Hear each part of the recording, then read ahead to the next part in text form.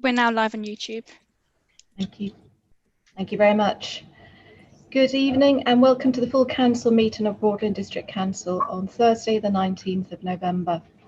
This is being held as a virtual meeting and live stream for public viewing on YouTube.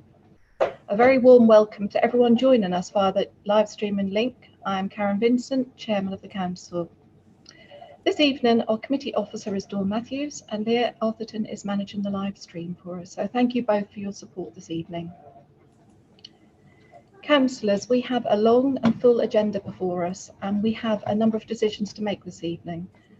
As we're required in these virtual meetings to vote by roll call, it is my intention to take recommendations en bloc wherever possible. This will reduce the number of roll calls you will have to endure and indeed the time that this will take. So I would appreciate it if you would work with me this evening to make this evening's meeting run as smoothly as possible. And with that in mind, I will just remind ourselves of the meeting etiquette for the council meeting. Firstly, when you're not speaking, please will you ensure your microphone is muted. This is to minimise any background noise which we can find distracts from the discussion and business of council. And please do remember this meeting is being live streamed, so when your microphone is on, we can all hear you. Councillors, you'll be responsible for muting and unmuting your own microphone, but assistance will be provided if required. In which case, if you receive a request on your screen for your microphone to be unmuted, please will you give permission for this. With over 50 people in this meeting this evening, I'm afraid I'm unable to see everyone on screen. So if you do wish to speak, can you please indicate through the chat messaging function? I shall be monitoring this out throughout the evening and will invite you in to speak in turn. Thank you. And given, as I said, this is likely to be a long meeting, it is my intention to adjourn the meeting after 2 hours to allow for a comfort break. Okay, I think that's the housekeeping over. So now moving on to the business of council this evening. We will commence with a roll call to confirm attendance and to receive any declarations of interest. Councillors should be called in alphabetical order. When your name is called, please will you unmute, acknowledge your presence and declare any declarations of interest you may have in accordance with item 1 of our agenda. I will now ask our committee officer, Dawn, to proceed with the roll. Thank you, Dawn.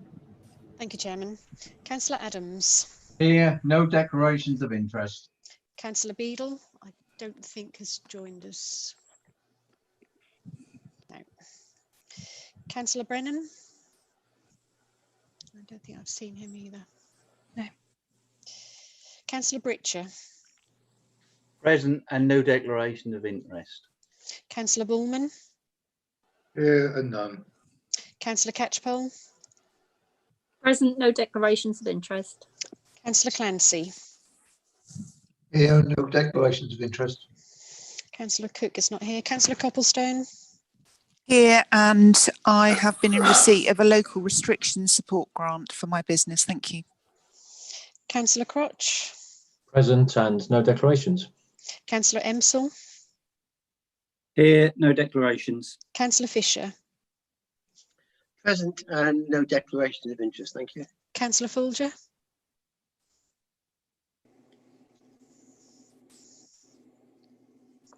Councillor Ford, you Present, no declarations of interest. Thank you. Councillor Grattan.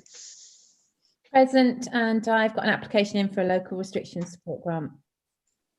Thank you. Councillor Gurney. Good evening, I'm here and I have no declarations. Thank you. Thank you. Councillor Harrison. No declarations. Thank you. Councillor Hempsell. Here, no declarations. Councillor Holland. Present, no declarations. Councillor Karimi Guvenlou. Present and no declarations of interest. Councillor Kelly. Present, no declarations of interest. Councillor King. Present, no declarations of interest. Councillor Lawn. Present, no declarations of interest. Councillor Lawrence. Present, no declarations of interest. Councillor J Leggett. Present and no declarations. Councillor K Leggett. Present and no declarations to declare. Councillor Mackie. Present and no declarations. Councillor Mancini Boyle. Present, no declarations. Councillor Moncur. Present, no declarations. Councillor Murrell. Present, no declarations. Councillor Neeson. Present and no declarations. Councillor Nurden. Present, and my business has received a wider economy grant from the Local Enterprise Partnership. Thank you. Councillor Peck. Present and no declarations. Councillor Prutton. Present and none. Councillor Riley. Present and no declarations, Chair. Councillor Roper. Present, no declarations. Councillor Ryman Tubb. Present, no declarations of interest. Councillor Shaw. No declarations of interest. Councillor Snowling. Present and no declarations. Councillor Starling. Present, no declarations. Councillor D. Thomas. Present, no declarations. Councillor K. Vincent. Present and no declarations of interest. Councillor S. Vincent. Present and no declarations of interest. Councillor Walker. No declarations. Thank you. Councillor Ward. Present, no declarations of interest. Councillor Wymark. Present, no declarations of interest. And I think Councillor Brennan, I think you've joined us since I did the roll call. Yes, thank you. Yeah, apologies, Chairman, for my late arrival. Present, no declarations of interest. Thank you very much. That completes the roll call and the declarations of interest, Chairman.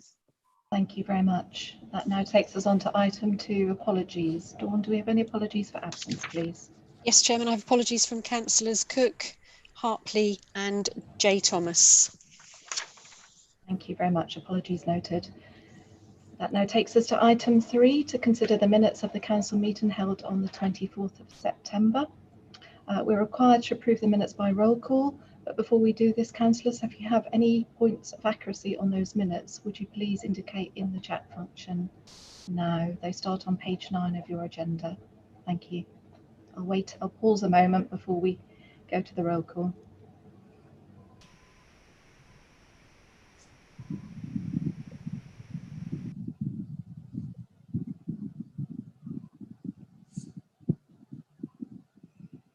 Councillor Roper, I believe you had a quick point on page 16. Just a very quick one, Madam Chairman. Just in terms of when we have questions to portfolio holders and the leader, at the moment on the current minutes, they're listed all the questions and then all the answers. Just stylistically, can I suggest that perhaps in future minutes we actually list the answer directly under the pertinent question? Might make it easier to read in the future. Seems a sensible observation to me. Are members happy with that? I'm seeing some nods there. Okay. Any other points? Councillor Sean Vincent. Sorry, yes, just picking up on the list of attendees on my sheet. Oh, sorry, I may have got an outdated sheet.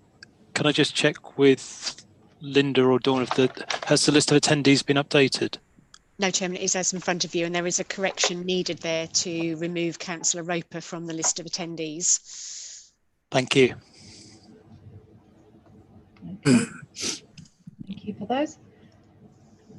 Right, if there is nothing else, then I move that the minutes of the meeting of the 24th of September are a true record, subject to the amendment where we've just heard the attendee list needs to be amended to remove Councillor Roper. And the point that you made, Councillor Roper, about the how we phrase the questions and answers, we'll pick that up in future minutes if you're okay with that. Okay. So on that basis, subject to that one amendment, I'll invite our committee officer Dawn to proceed with a roll call to confirm the minutes. Thank you, Chairman. Councillor Adams. Minutes confirmed. Councillor Brennan. Minutes confirmed. Councillor Britcher. Minutes confirmed. Councillor Bullman. Agreed. Councillor Catchpole. Minutes confirmed. Councillor Clancy. Confirmed. Councillor Copplestone. Confirmed. Councillor Crotch. Confirmed. Councillor Emsell. Confirmed. Councillor Fisher. Agree. Councillor Folger.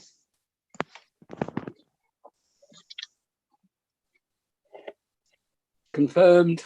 Councillor Grattan. Confirmed. Councillor Gurney. Confirmed. Councillor Harrison. Confirmed. Councillor Hempsall. Sorry, slightly awkward. Is Councillor Roper going to be recorded as having sent apologies or Yes. just absent? No, Okay. Chairman, he has sent his apologies, and that is listed in the paragraph below. Okay. His name is inadvertently left in the attendance record as well. Okay, that's what I wanted to know. Confirmed. Thank you. Councillor Holland. Yes, confirmed. Councillor Karimi Guvenlu. Confirmed. Councillor Kelly. Confirmed. Councillor King. Confirmed. Councillor Lawn. Confirmed. Councillor Lawrence. Confirmed. Councillor Leggett. J Leggett, sorry. Confirmed. Councillor K Leggett. Minutes confirmed. Councillor Mackie. Confirmed. Councillor Mancini Boyle.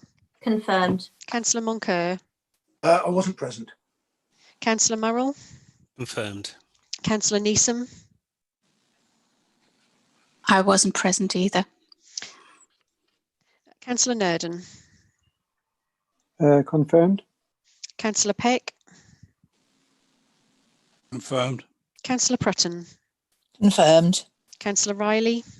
Confirmed. Councillor Roper. You weren't there, sorry. Abstain, not present. Thank you. Councillor Ryman Tubb. Confirmed. Councillor Shaw. Confirmed. Councillor Snowling.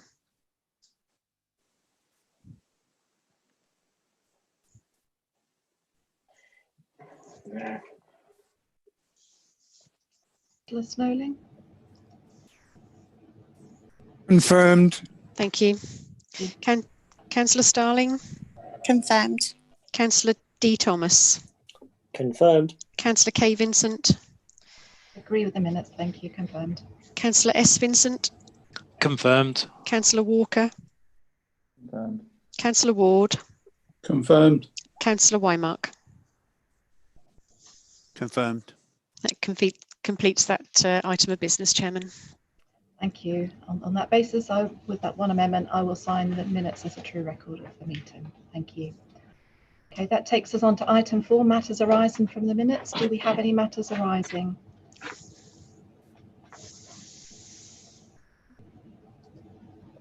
I'm not aware of any.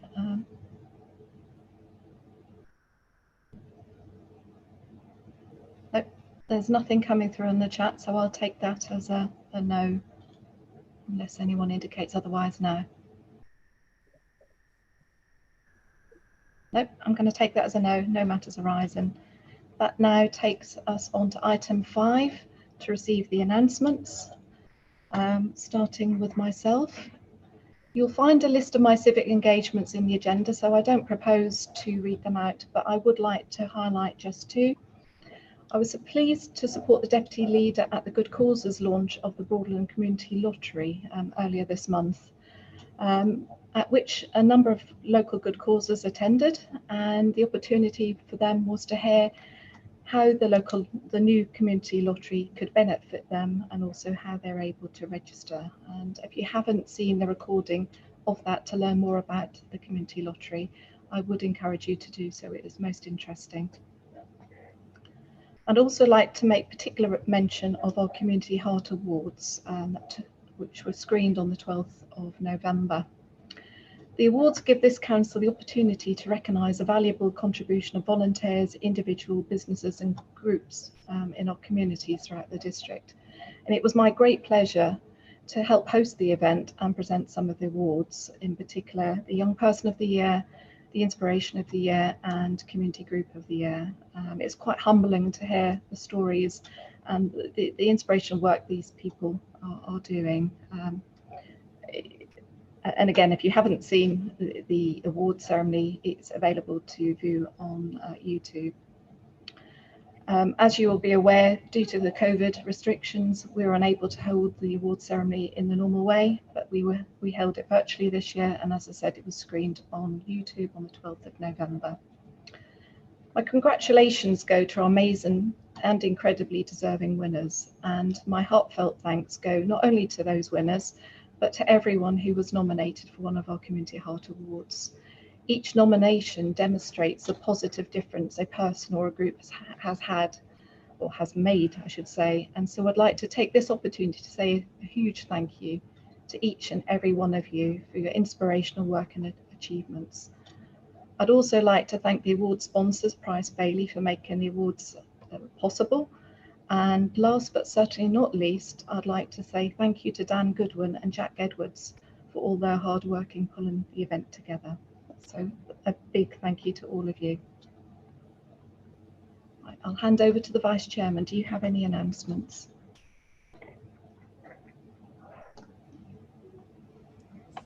Councillor Folger. No announcements, thank you. Thank you very much, Councillor Folger.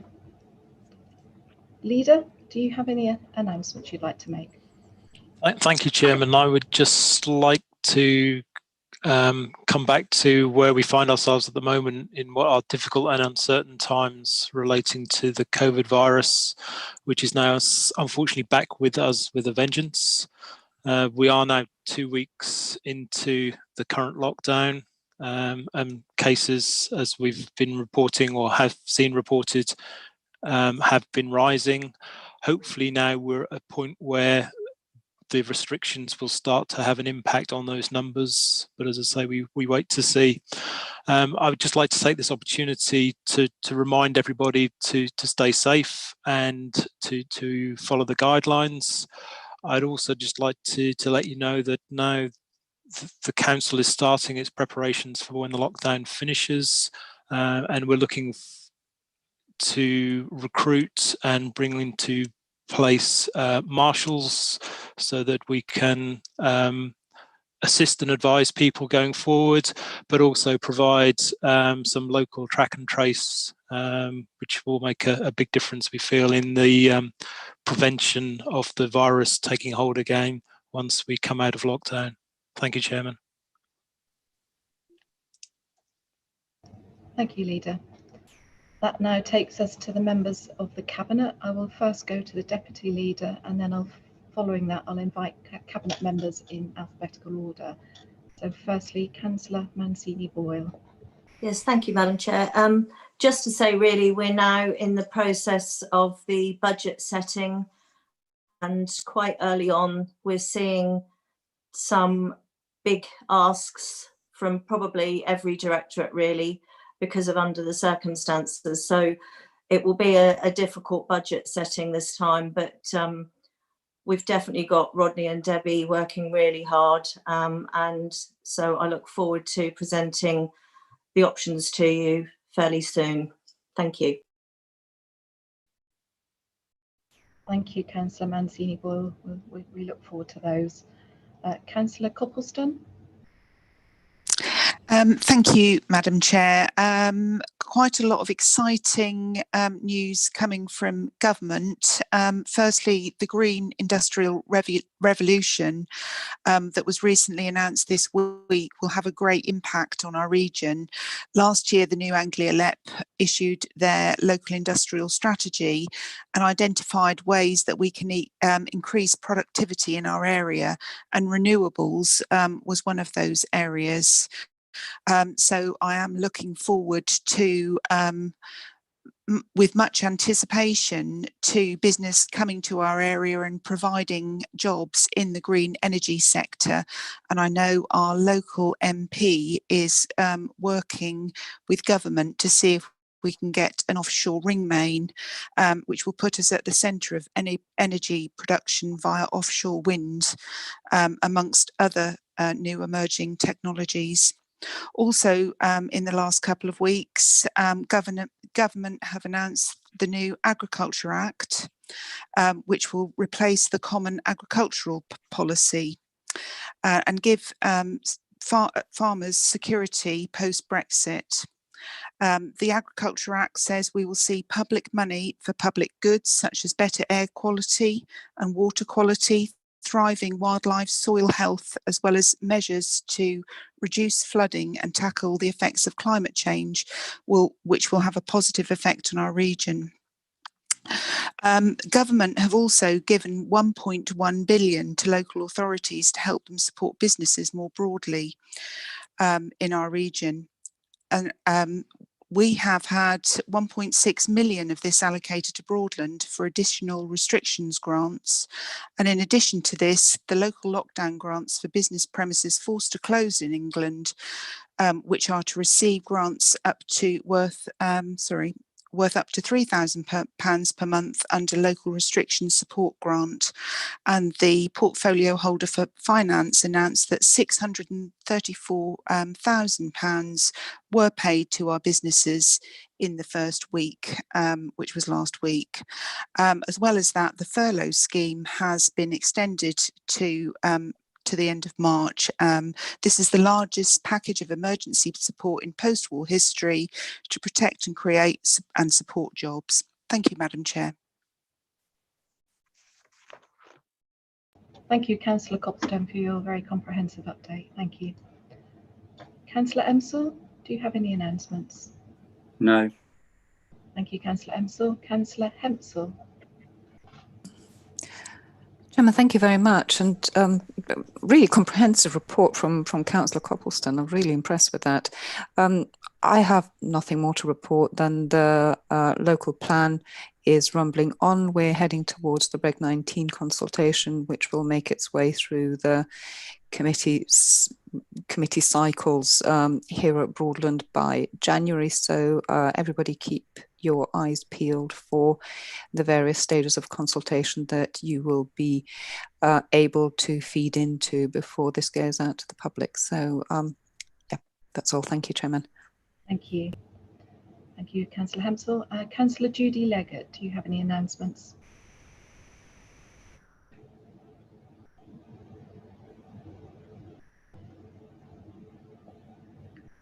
Councillor Judy Leggett.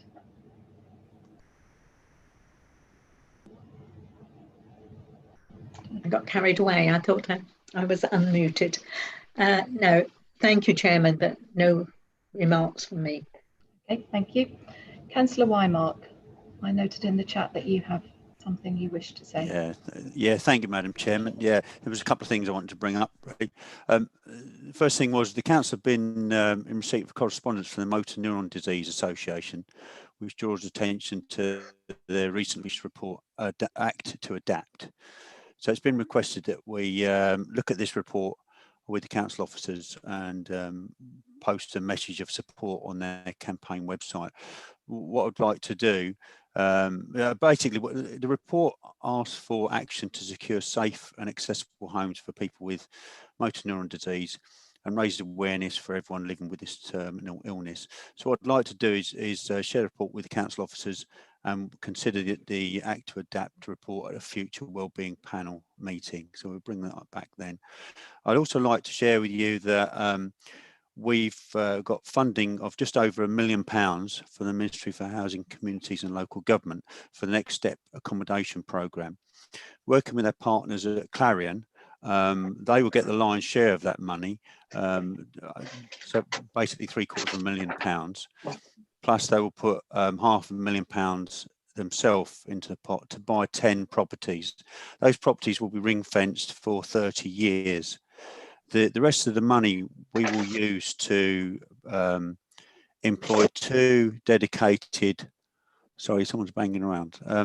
So we'll use the rest of the money to employ 2 dedicated workers to work with. Sorry, someone's not muted. Could we just? Yeah.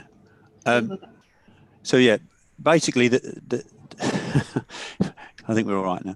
The Housing First model will mean that instead of people going round in circles, often people with mental health difficulties or drug and alcohol dependency and no accommodation will go round and round in circles because they can't get accommodation because they've got drug and alcohol problems, and they can't get help with the drug and alcohol problem because they've got mental health problems, on and on and on. This will stop that. This focuses on the need to, first and foremost, house somebody. So we give them a safe, secure place to live, and then we put the services around them to support them. As I say, there will be 2 dedicated workers who will work with these 10 residents, and they will support them on a daily basis. So that might be attending appointments, it might be helping them with their budgeting, etc., etc. So I'm really excited about that, and I'm really pleased for the housing team we've got this. Allied with that, there's something called Project Adder, which is a cross-government pathfinder project. It involves the Home Office, Department of Health and Social Care, and also from Norfolk County Council, Public Health England, Public Health England are involved, but Public Health, local public health, children and adult social care services, all working together really to support people who have, once again, difficulties, particularly in the drug area. One of the things it will promote is the increased use of drug testing on arrest. So out of court disposals and alternatives to custody orders, an increase in number of mental health treatment requirements, drug rehabilitation requirements and alcohol treatment requirements. So basically trying to decriminalise people. So instead of going down the criminal route, you know, we can look to support people and medicalise their difficulties. We are one of four areas, across the country. The others being Middlesbrough, Hastings and Blackpool. And so there's £5 million for this. So for me, that works together with our housing offer very, very much to support our most vulnerable. So I'm very pleased to see this. Thank you. Councillor Wymack, again, thank you very much for your comprehensive update. Thank you. That takes us now to the head of paid service. Mr. Holden, do you have any announcements that you'd like to make? Chairman, thank you. Just two quick ones, please, if I may.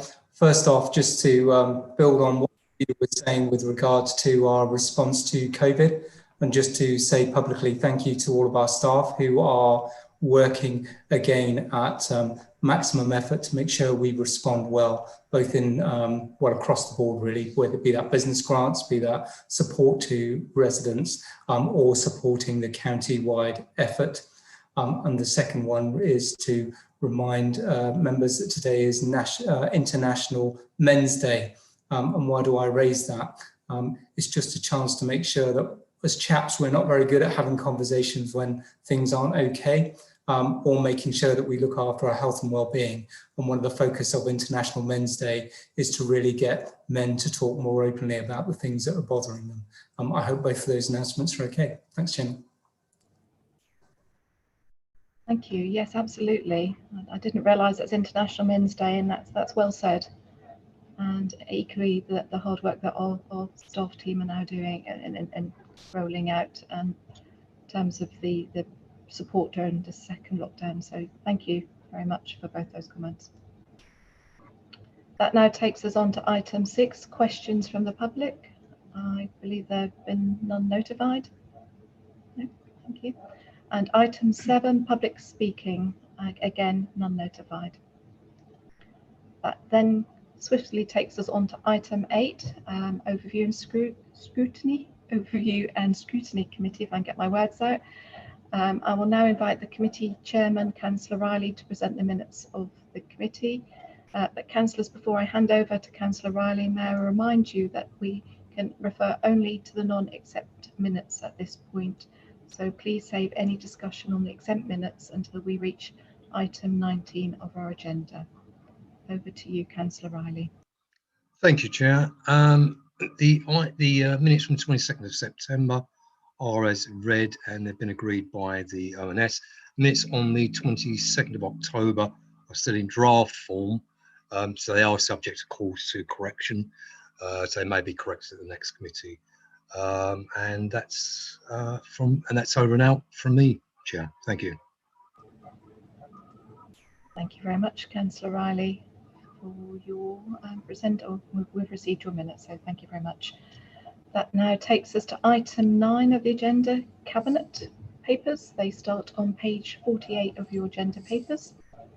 I will now invite the leader to present the minutes from cabinet. As with the last item, we are only considering the non-exempt minutes at this point. So again, please save any discussion on the exempt minutes until we reach item 20 of our agenda. Thank you. I'll invite the leader to present those minutes. Thank you, Chairman. I'd ask Council to receive the non-exempt minutes of the 29th of September. Looking at those minutes, there's a number of items that we have to consider at Council. The first one of those is minute 137, which we'll actually be taking as item 13 on today's agenda. So I'll move past that one and on to minute 142, the risk management policy and strategy, and ask the finance portfolio holder to present this one. Yes, thank you. I have to say I take absolutely no credit for this. This is all the work of the Audit Committee. So I'd very much like to thank Councillor Nurden and the whole of the Audit Committee for all the work that's gone into this. We have now arrived at a risk management policy that satisfies Broadland's appetite risk. I would therefore like to recommend to Council on page 58 to approve the risk management policy subject to amendment of title to risk impact table in Appendix 6 to impact on delivery of services. Thank you. Thank you, Councillor Mancini-Ball. You've proposed this recommendation. Do you have a seconder? I'll second that. Sorry, it's the leader. I was trying to put into the chat, but failed. Okay, thank you, Councillor Vincent. Would you like to speak now or reserve the right? I don't think there's anything more to add than what has been said by the portfolio holder. I also would like to pass on my thanks to the Audit Committee for their amazing work in pulling this together for us. So thank you. Thank you. I'm sure the Audit Committee will be grateful for those kind words, for their hard work. So thank you. So we have a proposer and a seconder. I'll open this up for question debate, should there be any. Just looking at the chat to see if anything comes through.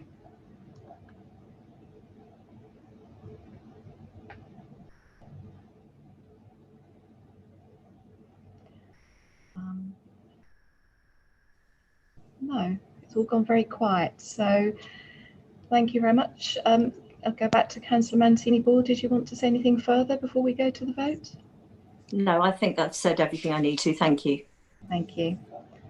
Right, so Council, we're being asked to endorse the revised risk management policy and strategy, subject, as Councillor Mancini-Ball has said, to amend the title of the risk impact table in Appendix B to impact on delivery of services. And that's on page 73 of your papers. On that basis, I will now ask Dawn to call the roll. Thank you, Dawn. Thank you, Chairman. Councillor Adams. For. Councillor Brennan. For. Councillor Britcher. For. Councillor Bullman. For. Councillor Catchpole. For. Councillor Clancy. For. Councillor Copplestone. For. Councillor Crotch. For. Councillor Emsell. For. Councillor Fisher. For. Councillor Folger. For. Councillor Grattan. For. Councillor Gurney. For. Councillor Harrison. For. Councillor Hempsell. For. Councillor Holland. For. Councillor Creamy Gouvanlou. For. Councillor Kelly. For. Councillor King. For. Councillor Lawn.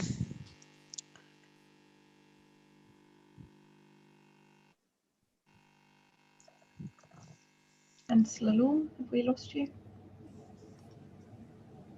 That was a 4, I think, but I couldn't hear you, Councillor Lawn, but I think that was a 4. If you can give me a thumbs up. Yep, thank you. Councillor Lawrence. For. Councillor J. Leggett. For. Councillor K. Leggett. For. Councillor Mackie. For. Councillor Mancini-Boyle. For. Councillor Moncur. For. Councillor Murrell. For. Councillor Neeson. For. Councillor Nurden. With thanks and for. Councillor Peck. For. Councillor Prutton. For. Councillor Riley.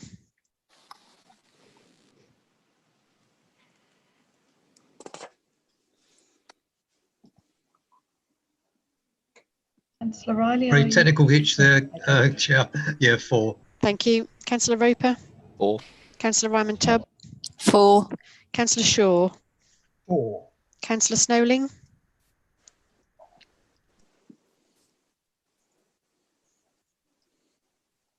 I've got a thumbs up. Yep, thank you. Councillor Starling. 4. Councillor D Thomas. 4. Councillor Vincent, sorry, K Vincent. 4. Councillor S Vincent. 4. Councillor Walker. 4. Councillor Ward. 4. Councillor Wymark. 4. That's unanimously carried, Chairman. Thank you very much, Dawn. Right, that now takes us to another recommendation from Cabinet, minute 155. That's the budget update report, starting on page 78 of your agenda. If I will now invite portfolio holder for finance. Okay, I'm being corrected here. You need to present I must invite the portfolio holder for finance, Councillor Manzini Boyle, to present the minutes of those meetings. Yes, thank you, Madam Chair. This is one of the items that if we could possibly take on block, as there are 9 recommendations, that is what I was hoping to do, if everybody is agreeable to that. I'll just go through each of the items with a description, and then, as I said, if we're happy, if we could take them on block. So the first item is to increase the IT capital budget by £115,000. This is to help officers with their role, working from home quite a lot now, also being able to take things like a keyboard into the office when they work as well, then it doesn't have to be sanitised. So that is to help the working from home, or even the hybrid versions for officers. So that's number one. Number two, we've now looked at introducing £35,000 into the IT budget to fund potential changes to members' IT. You should have all received in your email today invite to drop in Zoom meetings regarding this, and also a survey form that Emma has kindly sent out so she can gather the information for the requirements of members.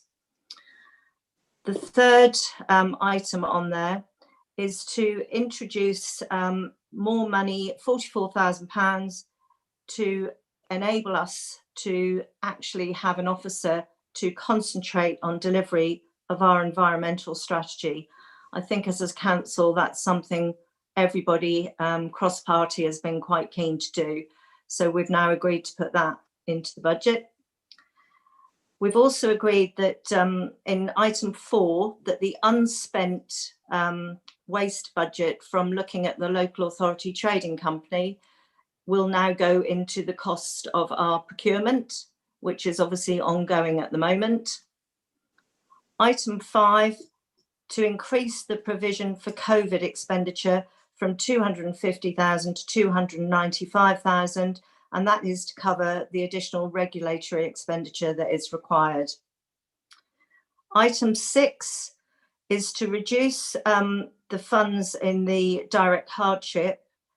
What has happened is, if members can remember, some time back, we were allocated money from central government for the £150 payouts that residents were entitled to regarding their council tax.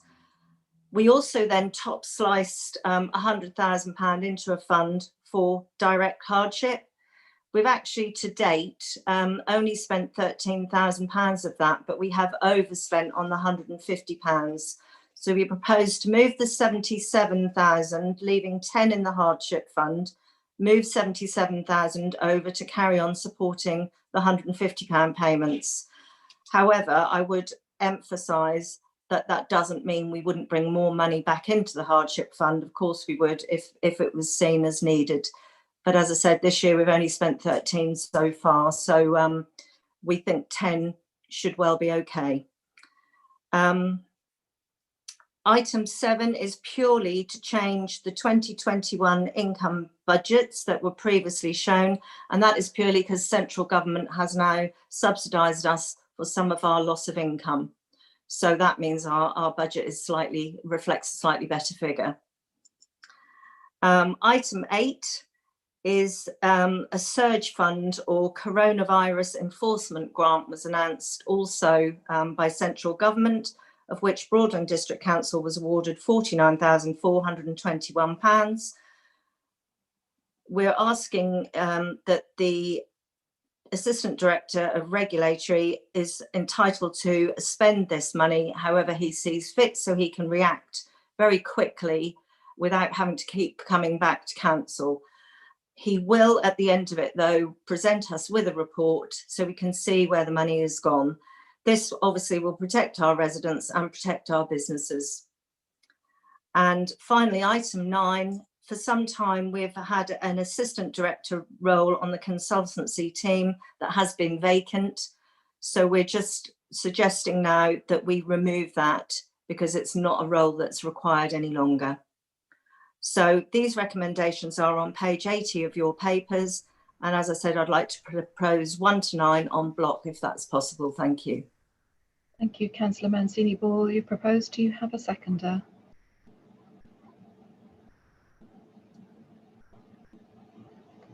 Right, I can see in the chat that Councillor Vincent, and he's reserving the right. I can also see in the chat there's actually a comment from Councillor Riley. You would like to speak, Councillor Riley? Yes, thank you, Chair.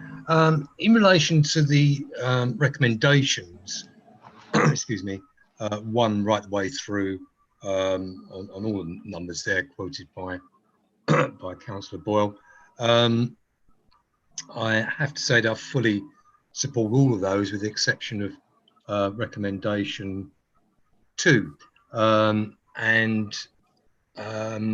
The main reason for this, Chair, is 2 reasons. The first one is functionality, and the second one is on cost.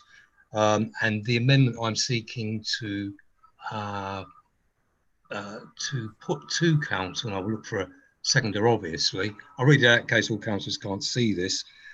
Is that on recommendation 2, the current wording is to increase the BDC 2021 information technology capital budget by 35,000 to fund potential changes following review of members' IT. My amendment would be to delete that and insert the rollout of laptops to better facilitate new ways of working and to better support existing functional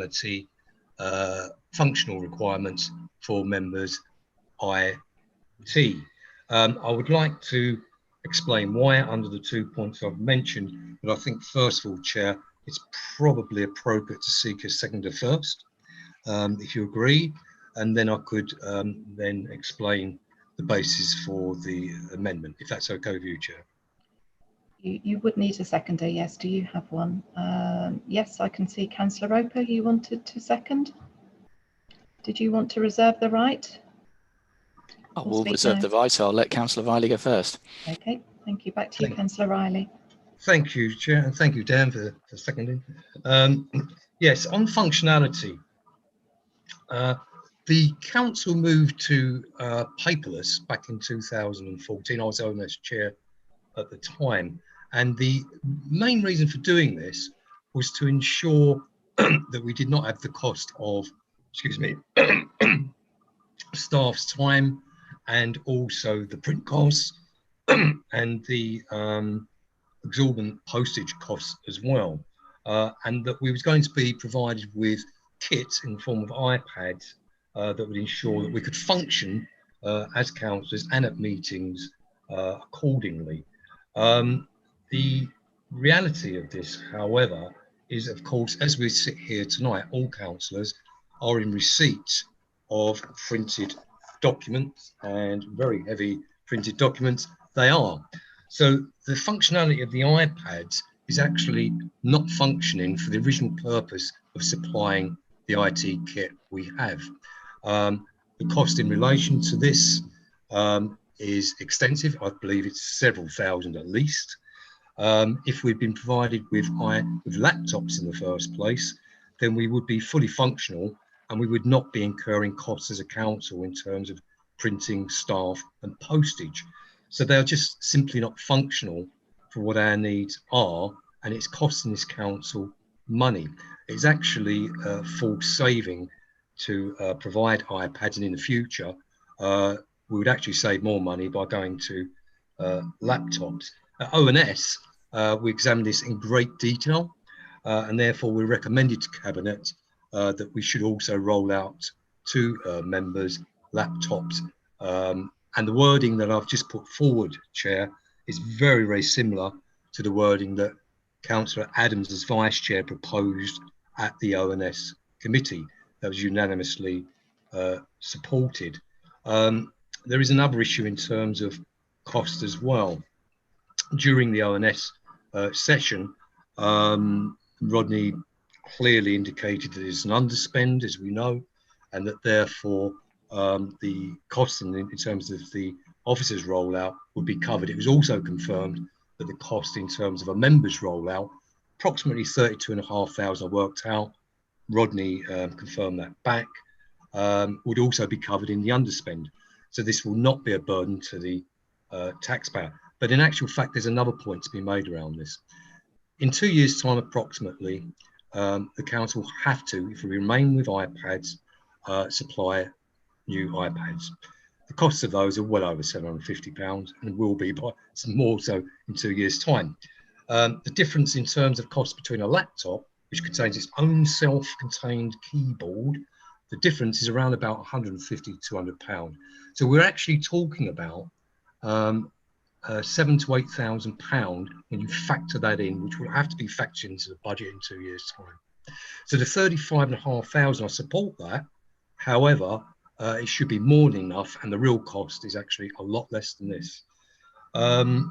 So all in all, it does not make any sense whatsoever that right now we are going into a review because there are only two pieces of kit that we can actually have, and that's an iPad or a laptop. All councils that have gone paperless either supply a laptop or an iPad. There is not 47 views or versions around what we could have. There is only the two bits of kit. We're moving to a 365 system, which will be very functional. You know, Karen, I think that I'm one of those that have been arguing that for years, and I think you have as well. And therefore, with the kit, there is really only two choices. I don't understand the review. I don't know where it's going. It's simply iPads or laptops. It's cost effective, it will function more, and it will save this council money the sooner we move to laptops than remaining with iPads. And therefore, Chair, I move, and I would like the right of reply on summing up at the end as well, Chair. Thank you. Thank you, Councillor Riley. Councillor Roper, you reserved the right. Did you wish to speak now? I've got people wishing to speak. Let other people go first. Okay, thank you. So I have a number of people wish to speak at this point. I firstly have Councillor Adams, followed by Councillor Bullman, followed by Councillor Mancini-Boyle. So firstly, Councillor Adams. Hi, thank you. Good evening, colleagues. Well, I'll be quite honest, I'm going to support this because I was the one that drafted the original amendment. And I also have to say, personally, I don't mind whether you support this motion or whether you don't. That is a matter for you. For me, it comes down to something very simple. We've been hearing about upgrades to technology from about 2016. Here we are in 2020, still using something called BlackBerry, which is old history. We've gone to laptops on the county council, and they certainly are not sending out loads of this type of stuff. Everything is done on the laptop. Laptops I've found are far superior to anything that that the iPad can do. For me, what I feel is needed is, and you may disagree with me, is everything that we enjoy on the iPad is transferred over to a laptop, which shouldn't be that difficult with Microsoft 365 Office, and also with enhanced facilities like being able to connect straight to a printer. Now, at the end of the day, you councillors are the supreme body of this council. You are the ones who have to work with the equipment you've got and it was interesting when I noted that what Trudy says, and that in fact that officers have been upgraded to laptops because they don't feel iPads, or the cabinet don't feel iPads are suitable for officers, but and says that that's because they're working from home. But we're working from home as well, and I think we deserve, as councillors, as good an equipment as it is possible to give us. Now, the problem I have with the amendment is, yes, I welcome the 35,000. I think that's very, very good. But equally, and I'm always aware of, it's not what a motions or amendments intention is, it's what it actually says. And it actually says that it's going to increase the budget by 35,000 to fund potential. Now, potential means, well, that's the aim, but we may not get it. And also, there's not an end date to this. So in other words, this 35,000 in reality could sit in a budget for the next 18 months to 2 years until 2022. So I do support this.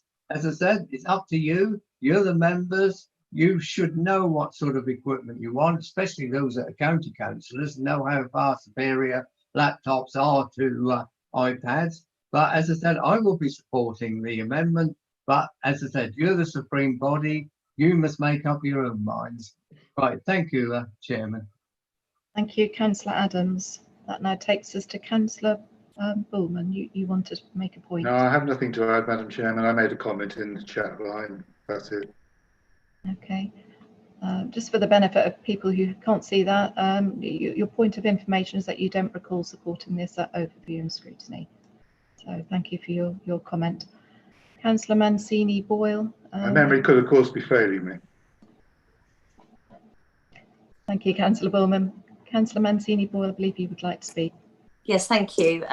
Couple of things, really. I think the officers' equipment needs to be superior to members. They are sitting there all day, every day, working, and they have to do an awful lot more with their IT than members need to do. The other thing I would say is we have to remember this is residents' money that we're looking at spending. We need to get this right. We don't want to make mistakes.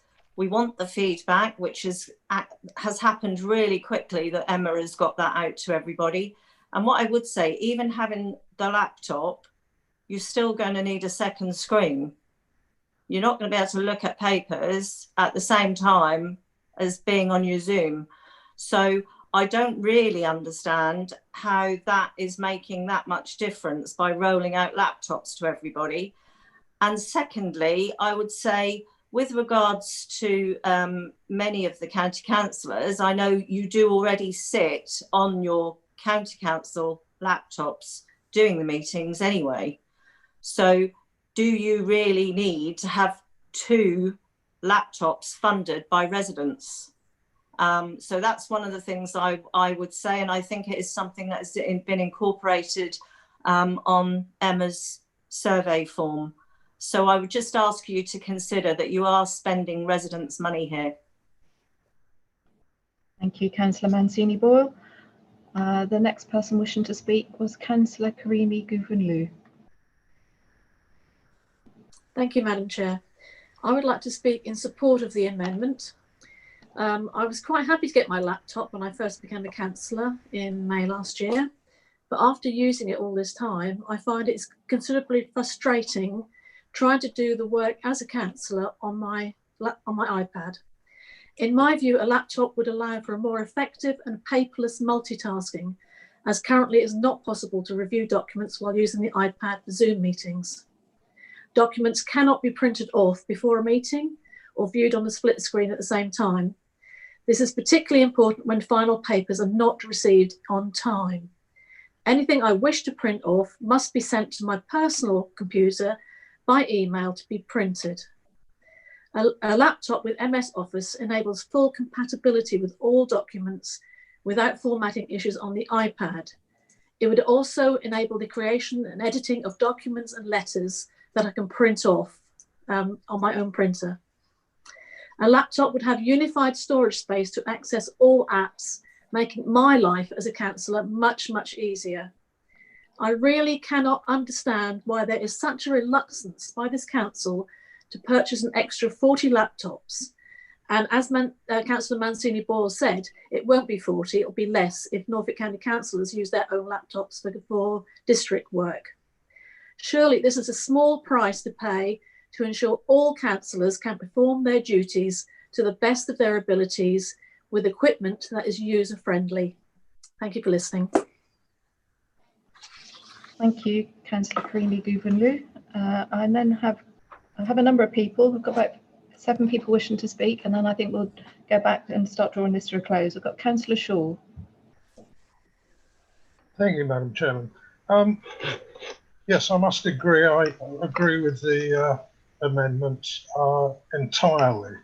Laptops are far superior. They're a lot cheaper. Apple products, for a start, are at a premium price.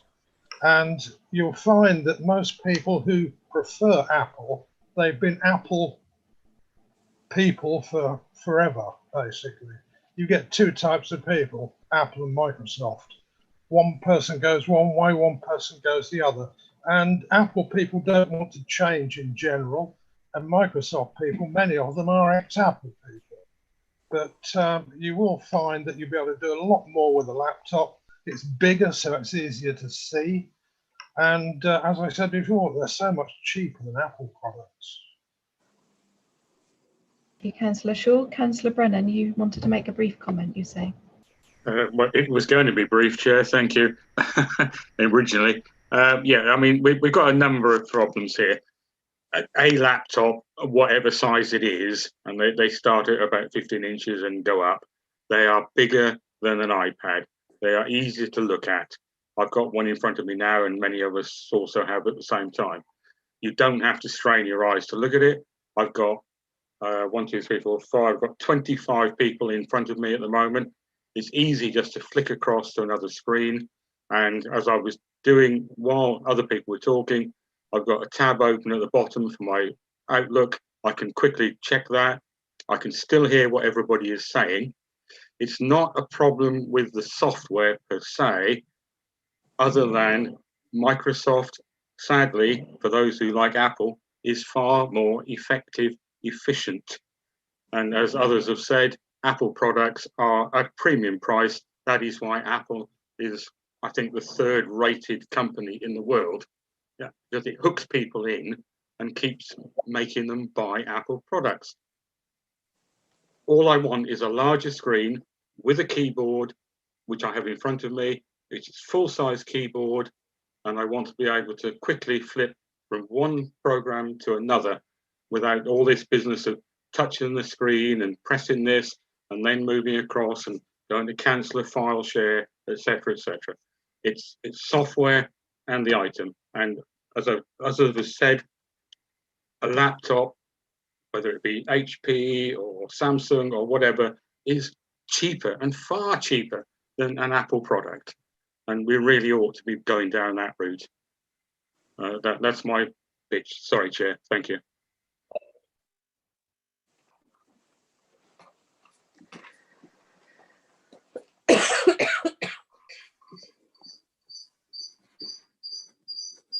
Sorry, Chairman, you're muted. Sorry, yeah, I'm sorry, I was struggling with that then. Councillor Holland, you wanted to make a comment. Yes, indeed, yes. One of the things I would like to say is that I hear what people are saying about Microsoft being better than Apple. I'm not absolutely sure I agree with that, but I think you will find that people who are using Apple products for office work are not using iPads. They will be using MacBooks or equivalent to laptops. It is the size of the laptop or the iPad that's part of the problem. The screen is too small.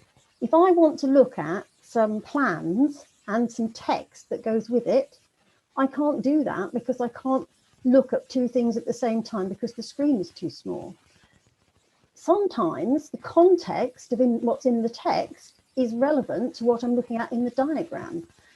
If you can't make those connections, it's very hard actually to do the work that we're trying to do.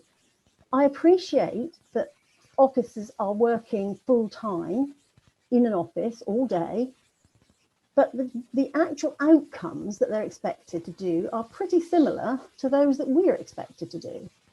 I don't know anywhere that uses an iPad to do office work. I don't think they were designed for you to work in an office environment. They were used for mobility, really. And I just think we need to be clear that members have work to do, that we contact residents, we write long letters, we contact various departments. All of those things are much easier to do on a laptop with a proper sized keyboard and a decent sized screen than they are on an iPad. And that's just a fact. Thank you. Thank you, Councillor Holland. I can see in the chat we've got some divided opinion on whether people prefer Microsoft or iPads. There is a mix. Councillor Gurney, you wanted to make a point about the cost?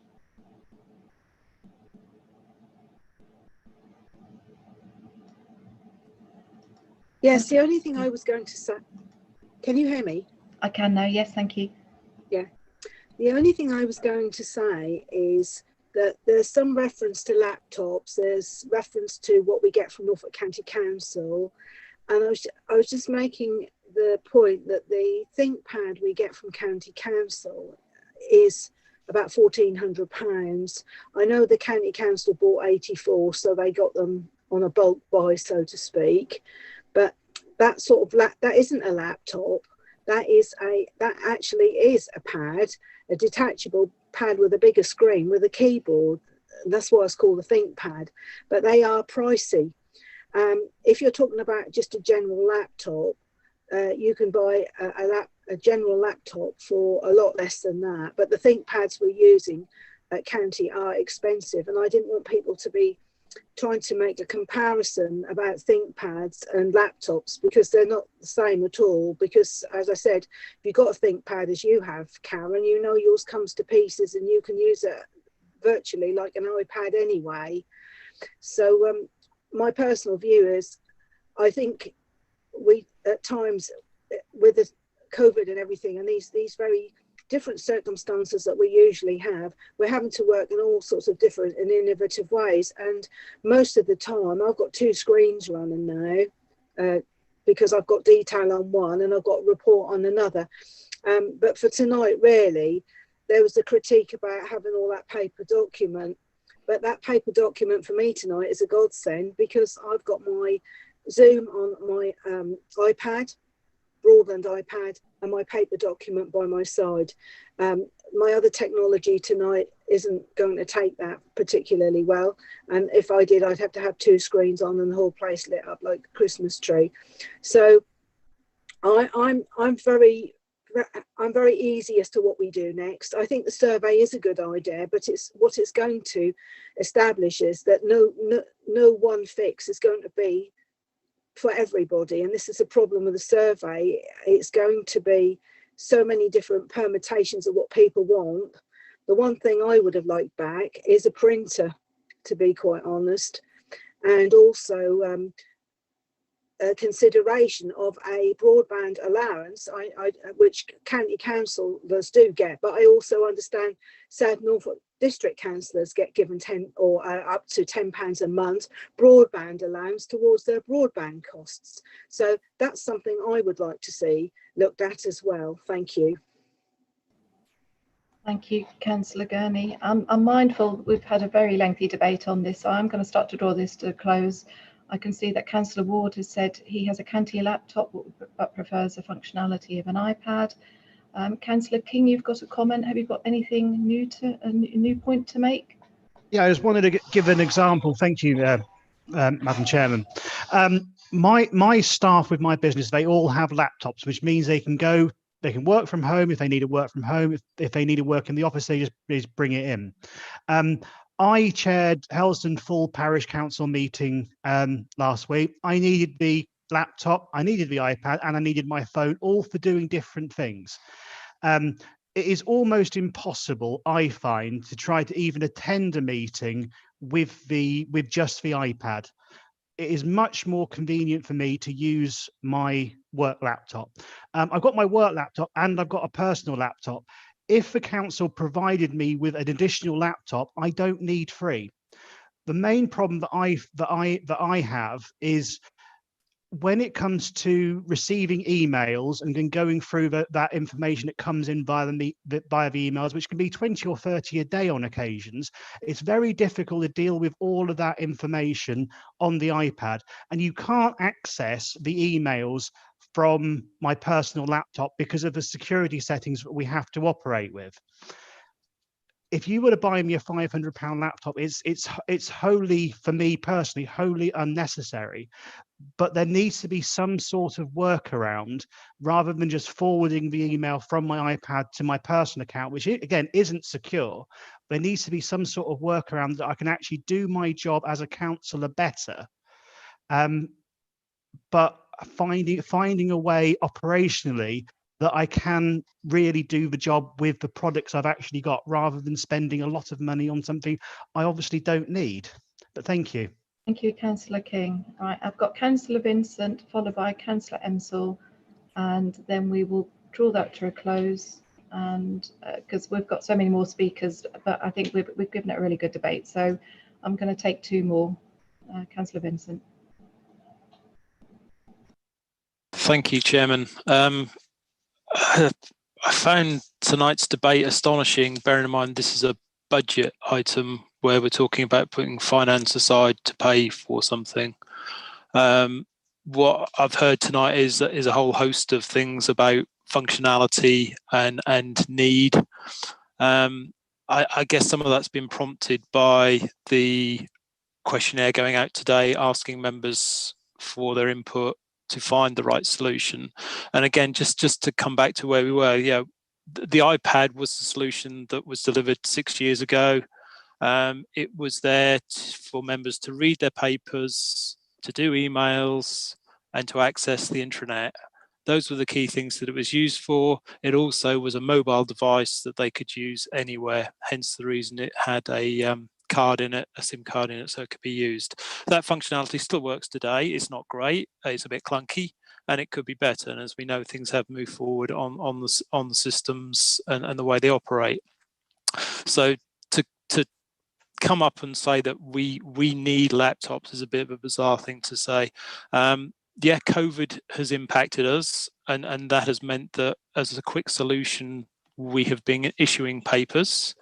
SEAC have been looking at and have it on their agenda to go through the requirements, and I believe they did go through some of the details at their meeting in September. But the key thing here is what I'm hearing is that there's a need for a second screen, one to read the papers on, one to be in a meeting with. We need to understand those needs. We need to understand the functionality. We need to understand the mobility, hence the questionnaire. What we need also to understand is the issues and why people are struggling, and hence the reason, again, the questionnaire is asking you for those things. What I can tell you is that you will end up with one solution that will be supported by our excellent IT team. So the premise that there will be a multitude of solutions is the wrong answer. There will be one solution that will come out of this. So it's important that you fill out the questionnaires and let our IT team know what your issues are. Moving forward, though, as I said right at the start, this is a budget section. This is about putting money aside to spend on whatever the appropriate solution is when that's decided upon. For speed and for the ability to spend that money and have that money available, Cabinet took the step at their last meeting to put the money aside, or ask Council to put the money aside to enable this to move forward once the solution was found more quickly. £35,000 seems a lot of money. It's nearly £750 per member. I can't believe that we're going to end up spending that amount. But if we do, it's there if we need it. It's more about finding that right solution as we move forward. So I would bring it back just to say this is a budget item, and around that we're asking to put aside £35,000 for the need of members' IT. And when we know what that solution is, then that will be delivered very quickly. Thank you, Chairman. Thank you, Councillor Vincent. I've just been corrected that I missed out Councillor Lawn and Councillor Peck. but I see that you put comments into the chat. Did you want to share those with council? Councillor Lawn?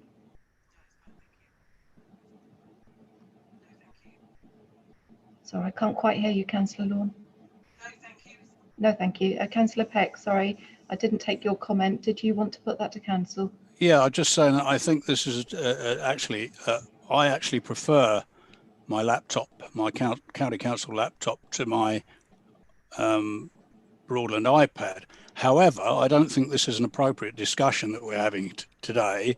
This shouldn't be decided on the hoof in a council meeting. I'd like to see a proper evaluation of the costs and the benefits of all types of product that we could be using before I make a decision. I don't want to just make it. I'm not going to vote for something until I've seen an evaluation of it. I think the evaluation would probably prove that the laptop is a better option, but I don't know until I've seen it. So I just wanted to make that point, really. Thank you, Councillor Peck. Mr. Holden, you wanted to come in before we go back to Councillor Roper? Chairman, thank you. I was only, I think the leader beat me to it in terms of there is an evaluation. There's been lots of different thoughts, and it would perhaps be wrong to take a decision in terms of a product before we've gone through a proper process, which has already been raised. That's all I was going to say, Chairman. Absolutely. Thank you. Absolutely. Thank you, Mr. Holden. Right, we have given this an extremely thorough debate. We've heard lots of different people's personal opinions on what it should be, what the product should be. I'm going to go to Councillor Roper as he reserved the right to speak.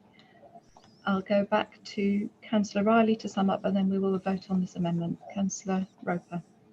Thank you, Chairman. I'm seconding this motion, and I think just to rebut something that the leader said about this being a budget item, we're aware of that. The point of this amendment is actually how quickly you move on something. The money envelope is there within the amendment, within the original motion. This amendment is cost neutral. That amendment remains the same. The main difference that we're proposing here isn't that we wait and evaluate and look at potential change in the future, is actually that we assess that there is an IT need for councillors now, and that we get ahead and we actually do something now. What we're looking at is a period of time where we're increasingly going to be working from home for long periods of time now, in common with staff. And I think we need that extra functionality in order to be able to have a split screen, in order to do the emails as well, and to be able to do our jobs properly with the appropriate IT kit. That's why I'm seconding this motion. Quite frankly, if I had the choice, rather than to do this on an iPad, I'd be doing it on my child's old laptop, quite honestly, except he's using it, because I'd be getting that extra functionality. I entirely take the point about county council and what is supplied there. I don't think we need anything quite as techie as the county council has supplied. I think your standard laptop would do us absolutely fine, would be at a lesser cost than an iPad, and we'll be able to do more. And we would also be able to get the full functionality of the Microsoft 365, which we're about to upgrade to. And I fear we're not going to be able to do that on an iPad. So I'll close there. Thank you, Chair. Thank you, Councillor Roper. So we're back to Councillor Riley. You said you want to say a few words to sum up. Thank you. Thank you, Chair. Yeah, just in terms of reply on some of the comments that have been made as well. I think there's a real misunderstanding about the functionality of laptops. Right now, I'm operating my personal laptop. I'm not provided an allowance for this. And the issue in terms of, what Councillor Ball said about you still can't have documents up, have a split screen. This is entirely wrong. This is the whole point. It's because of the iPad we can't do that, which is why we're receiving paper, completely defeating the policy that we took on back in 2014 and costing us money. This laptop right now, up on my left-hand side, I've got documents up. I'm scrolling through them. And I've also got down the corner the Zoom. This is entirely functional. This is the problem. I can split screens, and as Dan's quite rightly said, the functionality for a laptop through 365 fits like a glove. iPads do not. And there is only two choices. It's either iPads or it's laptops. There isn't any kind of, I understand Craig's point, but there isn't any kind of real fathoming, working out or evaluation. The cost actually is cost neutral. The provision is already being put in there as an amendment by the Cabinet for 35,000. That's not an issue. There's an underspend to cover this in terms of taxpayer. And of course, in terms of just functionality around printing.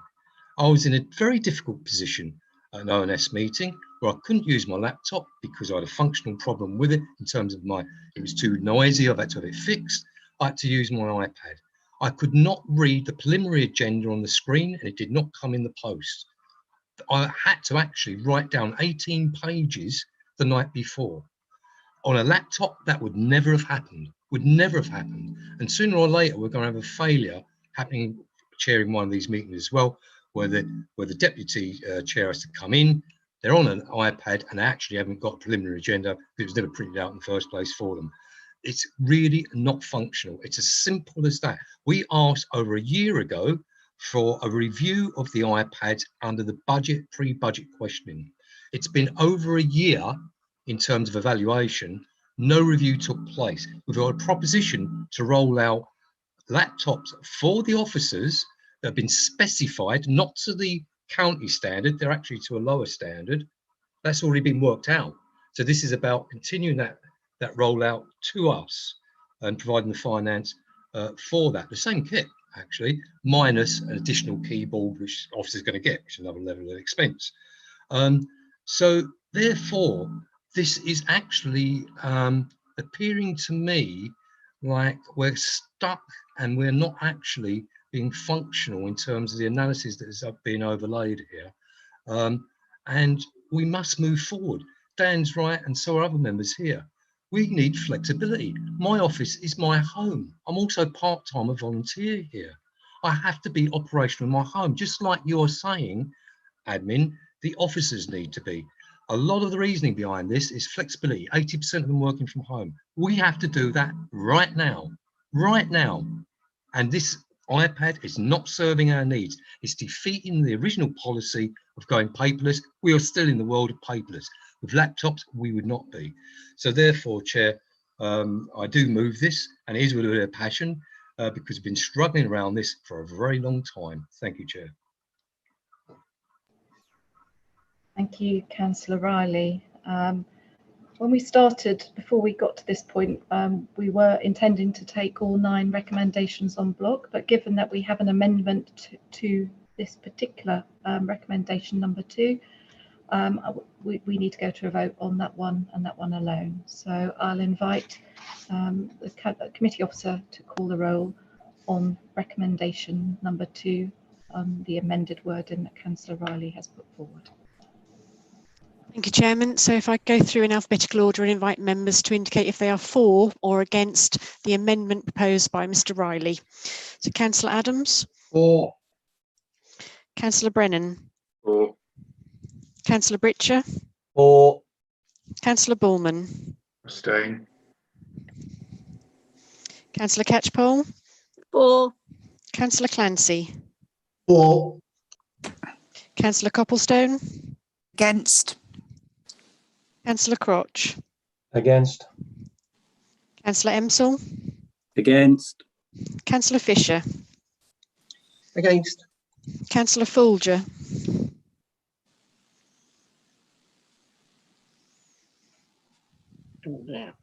Against. Councillor Grattan. Against. Councillor Gurney. Against. Councillor Harrison. For. Councillor Hempsall. Firmly against. Councillor Holland. For. Councillor Creamy Guvenlou. For. Councillor Kelly. For. Councillor King. Against. Councillor Lawn. Councillor Lawrence. For.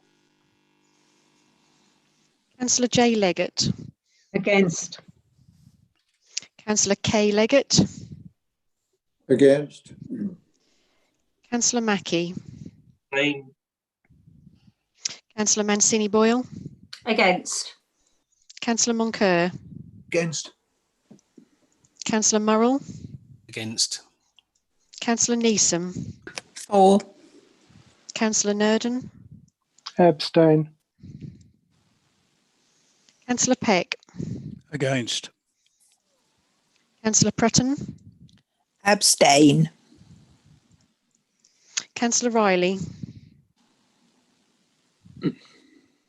For. Councillor Roper. For. Councillor Ryman Tubb. Against. Councillor Shaw.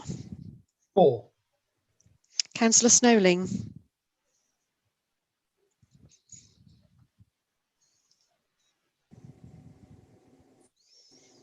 Against. Thank you. Councillor Starling. For. Councillor D. Thomas. For. Councillor K. Vincent. Against. Councillor S. Vincent. Against. Councillor Walker. Against. Thank you. Councillor Ward. Against. And Councillor Wymark. Against. Or may I just check Councillor Lawn's vote on that, please, because I couldn't hear. Was against. Was against. That amendment is lost then. We go back to the substantive motion, Chairman. Chair, could we just have the numbers? You can have, yep, you can have the numbers. So for was 16, against was 23, and we had 4 abstentions. Thank you. Thank you for confirming that. As we've heard, that amendment has been lost. So we go back to the substantive motion, which is as set out on page 80 of your agenda. I haven't seen any other proposed amendments to any of the recommendations. So I go back to Councillor Vincent, who reserved the right to speak to those 9 recommendations. Councillor Vincent. Thank you, Chairman. I think we've probably all said enough on this item, so I just second the recommendations as they're set out and explained to us so well by Councillor Mancini Boyle. Thank you. And Councillor Mancini Boyle, come back to you if you want to write a reply or sum up. No, I'll sum up just to say of 9 items on there, I'm just a little surprised that the one that created the most conversation is the one that was about members rather than all the ones in there to do with residents. Thank you. Thank you, Councillor Mancini Boyle. So we have before us the 9 recommendations on page 80. We will take those on block. And I go to on a point of order, Chair, could I request still a separate vote on item 2, please? We can take it on the same roll call. So if we do 1 vote for the remaining block and a second vote for item 2. Just take advice from the monitoring officer on that one. Yeah, Chairman, we can do that. I would need to know that members, can they show by hand if they would prefer to do 2 votes, and then I'll explain how that will roll. Just a show of hands, please, if you would like to vote separately.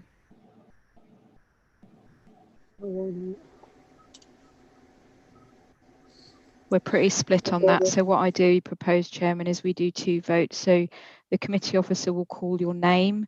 The first vote you give is for items 1 through 9, but not number 2. And the second vote that you give is for number 2, as is written in the committee papers. Thank you, Chairman. Thank you, monitoring officer. Is everyone clear on what to do that? Okay.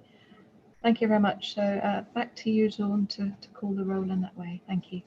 Thank you, Chairman. So I will require 2 votes from each member. The first vote is recommendations 1 to 9, excluding number 2, and your second vote is for recommendation 2.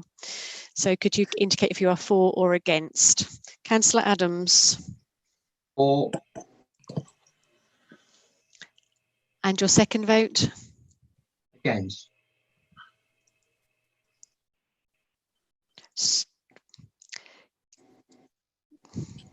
Thank you, Chairman. Councillor Brennan. For and against. Councillor Britcher. For and abstain. Councillor Bullman.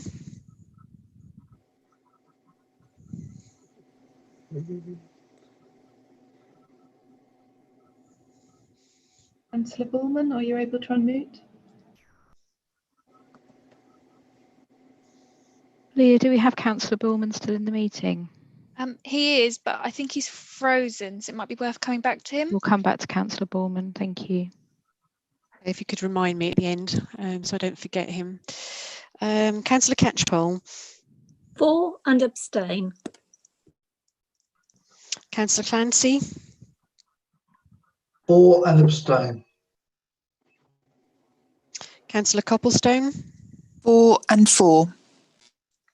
Councillor Crotch. For and for. Councillor Emsell. For and for. Councillor Fisher. For and for. Councillor Folger. For and for. Councillor Grattan. 4 and 4. Councillor Gurney. 4 and 4. Councillor Harrison. Abstain and against. Councillor Hempsell. 4 and 4. Councillor Holland. For and abstain. Councillor Karimi Guvenlou. For and abstain. Councillor Kelly. For abstain. Councillor King. 4 and 4. Councillor Lorne.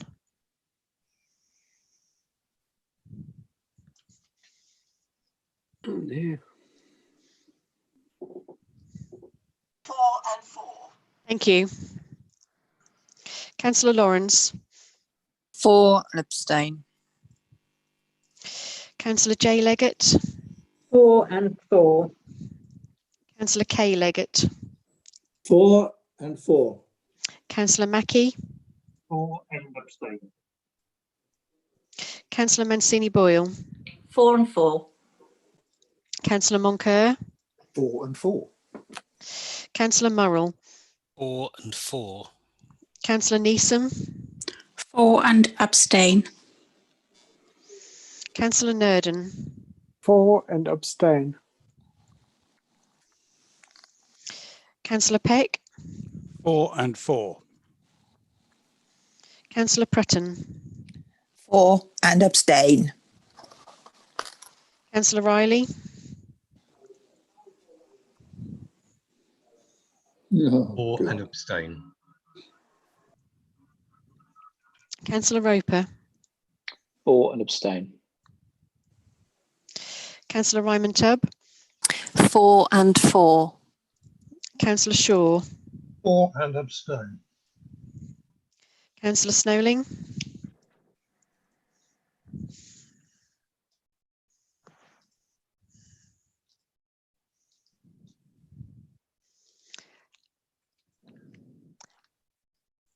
I'm getting a thumbs up. I just need to clarify. Is that a thumbs up for both recommendations, Councillor Snowling? Yeah, I'm getting thumbs up, so I think I'm content that's a positive for both. Councillor Starling. 4 and abstain. Councillor Thomas. 4 and abstain. Councillor K Vincent. 4 and 4. Councillor S Vincent. 4 and 4. Councillor S Walker. 4 and 4. Councillor Ward. 4 and 4. And Councillor Wymark. 4 and 4. Thank you. Thank you, Dawn. Both votes carried. Thank you, Monitoring Officer, for confirming that. Didn't I get a vote? Can I just check? Councillor Bullman, you're back in the room. I disappeared on it off into the ether somewhere. You did. We lost you. Yeah, I know. Terrible, isn't it? Can I just 4 squared. Can I just confirm your vote? Did you 4 hit? squared. Oh, Sorry, Four can you and clarify? four. Four and four, thank you.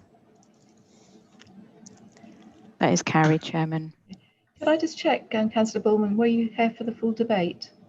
Did we just lose you during the vote? You just lost me during the vote. You might have wanted to lose me for more, but just a vote, I think. Okay, thank you. I thought I'd just better confirm that. Thank you very much. So, Monitoring Officer, you said they're both carried. Both carried, Chairman. Thank you. Thank you. That was a very lengthy debate on that item. We still have some Cabinet recommendations to deal with. We have minute 156, review of earmarked reserves. I'll again invite the portfolio holder for finance, Councillor Mancini-Boyle, to present these recommendations. Councillor Mancini-Boyle. Thank you, Madam Chair. Nice to be back in the room. I'm proposing to put items 1, 2 and 3 together, if that's possible. So item 1, there's 3 reserves there. Item 1, A, B and C, all reserves that are not utilised anymore, so they're just being closed down and moved to general reserve. We wanted to keep the Economic Success Fund and the Broadland Growth Reserve separate. They have got 2 different functionalities, and we want to utilise both of those.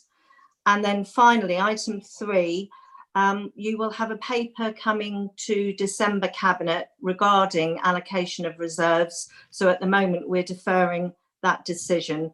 So on page 82, I would like to recommend items 1, A, B and C, and item 2 and 3. Thank you. Thank you, Councillor Mancini-Boyle. Do you have a seconder for your proposal?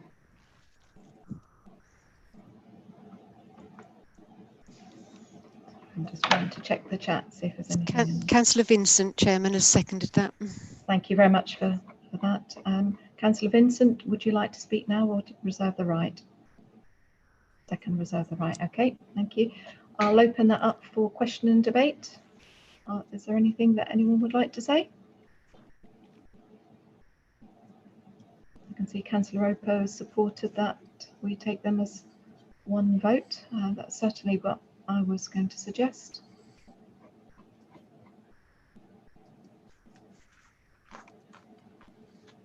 Dawn, is there anything in the chat that I've missed that anyone wants to raise? Not that I can see, Chairman, no. No. Okay. So, Chairman, sorry, Chairman, may I just interrupt? Please do. Sorry, apologies. Can I just ask Councillor Roper to clarify what he means in the chat? Is he talking about 1 to 3 in earmarked reserves, or is he talking about minutes 156, 157 and 159? I'd just like clarity on that, please. Quite honestly, to save time, and because I think they're not contentious, if you would like to move all 3 of those items from Cabinet, I'll be quite happy for them to be taken in a single vote. Thank you for clarifying, Councillor Roper. There's been no questions on minute 156. Chairman, may I suggest for ease of roll call, we go to 157 and 159, and if we still end up with the same level of debate that we've had, then we can take those 3 on block, but I'd just like to have those discussions first, if that's okay. Yeah, I think that's a sensible idea. We'll just play it by ear and see what comes out next. So 157, Treasury Management Quarter 2 report. Again, back to you, Councillor Mancini-Boyle. Yes, thank you, Madam Chair. Yes, this is a regulatory matter. I think there's just one item to note. Under the circumstances, we did exceed our prudential indicator on one occasion with Barclays Bank. We would normally keep a maximum of 10 million in there. There was 12.5 while we received government funding to help with business support grants. The money went out the door very, very quickly, but I just think it's only fair to mention that to members. So with that, I would, on that particular item on page 83, I would recommend to cancel items 1 and 2. And then the final item, minute number 159. This is something, the last time the Treasury Management Policy came to Council, we had said that we would like to add the municipal bond as an option if we did require borrowing, because the Public Work and Loan Board had put up their interest rates. So this is now simply to recommend to council that we enter into the framework agreement. Doesn't mean to say we'll ever utilise it. It's just another tool in our toolbox should we want to.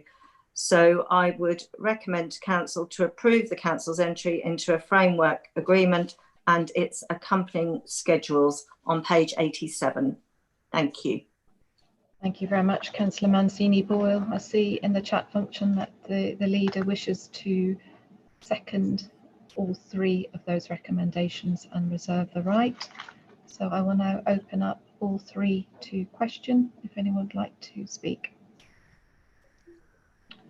Councillor Lawrence, you've put something in the chat 158. I'm not quite sure what you mean by that. Councillor Lawrence? Sorry, we skipped from, just to note, we skipped 158. Was that the intention? So we went 157, 156, 157, skipped 158 and have gone straight to 159. Was that the intention? Yes, Councillor Lawrence. These are minutes from the Cabinet meeting, and the ones that we have before us are recommendations from Cabinet. Gotcha. So 158 would have been a resolved matter. Perfect. Thank you. Okay. Thank you. Are there any other points that anyone wishes to raise?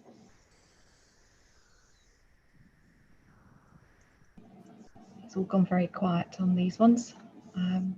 I'll go back to the leader as he reserved the right. Leader, would you like to speak at this point? Thank you, Chairman. Just to support all of the recommendations that have been put forward by the portfolio holder in around the earmark reserves, the Treasury Management Q2 report, and the Municipal Bond Agency Framework Agreement. I think all of these need to go forward as has been proposed to Council. Thank you, Chairman. Thank you very much, Leader. Back to Councillor Mancini-Boyle. You proposed these. Would you like to have a right to reply or sum up? Nothing more to say. Thank you, Madam Chair. Thank you. So we have before us three recommendations. There was no dissent on not taking those together. So we have minute 156, review of earmark reserves, on page 81, I believe, of your agenda papers. And we have minute 157, the Treasury Management Q2. The recommendation is on page 83. And we then have the final recommendation, minute 159. And that's on page 87 of your agenda. We have a proposer and a seconder. I will now invite Dawn. Please could you call the roll to enable us to vote on those three. Thank you. Thank you, Chairman. I'll take a vote for as a vote for all three recommendations unless you tell me otherwise. So Councillor Adams? For. Councillor Brennan? For. Councillor Britcher? For. Councillor Bullman? For. Councillor Catchpole? For. Councillor Clancy? For. Councillor Copplestone? For. Councillor Crotch? For. Councillor Emsall? For. Councillor Fisher? For. Councillor Folger?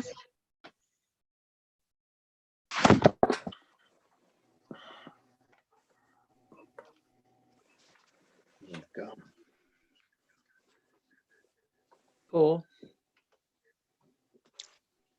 Should someone say four? I'm not. For. Yeah. Okay, thank you. Councillor Grattan? For. Councillor Gurney? For. Councillor Harrison? For. Councillor Hempsall? For. Councillor Holland? For. Councillor Creamy Guvenlou? For. Councillor Kelly? For. Councillor King? For. Councillor Lawn? Councillor Lawrence? For. Councillor J Leggett? For. Councillor K Leggett? For. Councillor Mackie? Councillor Mancini-Boyle? For. Councillor Moncur? For. Councillor Murrell? For. Councillor Neeson? For. Councillor Nurden? For. Councillor Peck? For. Councillor Prutton? For. Councillor Riley, 4. Councillor Roper, 4. Councillor Ryman Tubb, 4. Councillor Shaw, 4. Councillor Snowling. That's affirmative. Thank you, Councillor. Thank you, Councillor Snowling. Councillor Starling. 4. Councillor D. Thomas. 4. Councillor K. Vincent. 4. Councillor S. Vincent. 4. Councillor Walker. 4. Councillor Ward. 4. Councillor Wymark. 4. That's unanimous, Chairman, on all 3 recommendations. Thank you very much, Dawn. That now takes us to minute 160. That's a final recommendation coming from Cabinet. And I'll invite the portfolio holder, Councillor Wymark, to present this and the recommendations therein. Councillor Wymark. Thank you, Madam Chairman. Okay, yeah, I'd like to present the vision for best-in-class housing offer and the draft allocation scheme to everyone this evening. I just wanted to start by thanking all of the housing team really have been involved in this, but particularly Victoria Parsons and Richard Dunzire, who've put an enormous amount of work into this. In fact, Victoria secured a bid so that we're actually able to kick this process off and use Campbell Tickell, the consultants, and also all the colleagues who were part of the workshops, both here in Broadland, but in South Norfolk too. It was really important for this collaboration that we actually all work together and we produce this piece of work. Campbell Tickell went through our existing policy, and I just wanted to highlight some of the things that they actually said about this. It was quite eye-opening to me, and perhaps took me back a little, really, but they referred to our current policy as passive, not proactive, haphazard, race to the bottom, and not transparent. I actually believe that the policy in front of you here is none of those things. It prioritises the vulnerable, people such as, people who have been victims of domestic abuse, looked after children, care leavers, and our veterans from the armed forces. So all these people are supported by this scheme. So, I mean, a lot of we had a public consultation, and a lot of those views were taken on board, and changes have already been made, particularly around, I'd say, care leavers. Initially, the initial document said up to 21, it now says up to 25. That's in the papers in front of you here.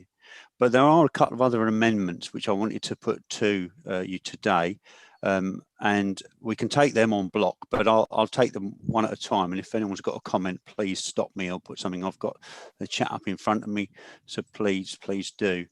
And I'll go through page by page. It's on. My first one is on page 108, and it's criteria J. It's around. It's an amendment here. Basically, I'll just read it as I'd like it to be. It's for someone be a divorced, separated, or civil ex-partner of armed forces personnel and is required to vacate a Ministry of Defence property in the next 56 days, or has been required to do so in the previous 5 years. This just ensures that we support our armed forces or the partners of them to, access our housing allocation. Okay, so that's the first one. Okay, I hope that's clear to you. On page, sorry, yep, can I just interrupt? Yep. You said that's J, and that's on page 108, is it? Yes, it is. Yeah. Okay. Yeah. So it's J. It's actually as a bullet point. It's 3.2 J, but say it's on page 108. Okay, that's part of the qualification rules. Is that okay? Is everyone okay with that? Yeah, good. Okay, I'll move on. On pages 123 to 124, if I just move to them, that is where we look at our housing priority bands. Once again here, we've looked at who we've put in the different bands, and the amendment would be here for care leavers to increase their priority by moving them from band 3 to band 2. Okay. hello, someone just coming. Also, we took on board something that Councillor Catchpole actually spoke about combining households. So we've added them to the priority bands and placed them in band 3. Also, intentionally homeless have been moved up to band 3 from band 4. Okay, so the only other thing is there's a local lettings policy. The allocation scheme, it replaces the existing allocation scheme, with the exception of Appendix Q, which was part of the old scheme, which details the council's local lettings policy for affordable rent tenure properties. This policy is applied at the point of Section 106 agreement during the planning process. So if you look at page 132 on here, where it refers to the local lettings policy, and then page 133 next to it, that basically the note is to Appendix Q will be transferred to the new allocation scheme and will form Appendix 4. As you notice here, there's 3 appendices. So basically what was Appendix Q on the previous allocation scheme will become Appendix 4 on this scheme. They're the only amendments that, as such. So hopefully you're all in agreement with that. And this is all reflected in the Equalities and Communities Impact Assessment, which you've got. Okay, so that is it really. So if anyone's got any questions, I'm happy to answer them. I've also got Victoria and Richard here, and Jamie actually, if I need any help. But please, please ask away.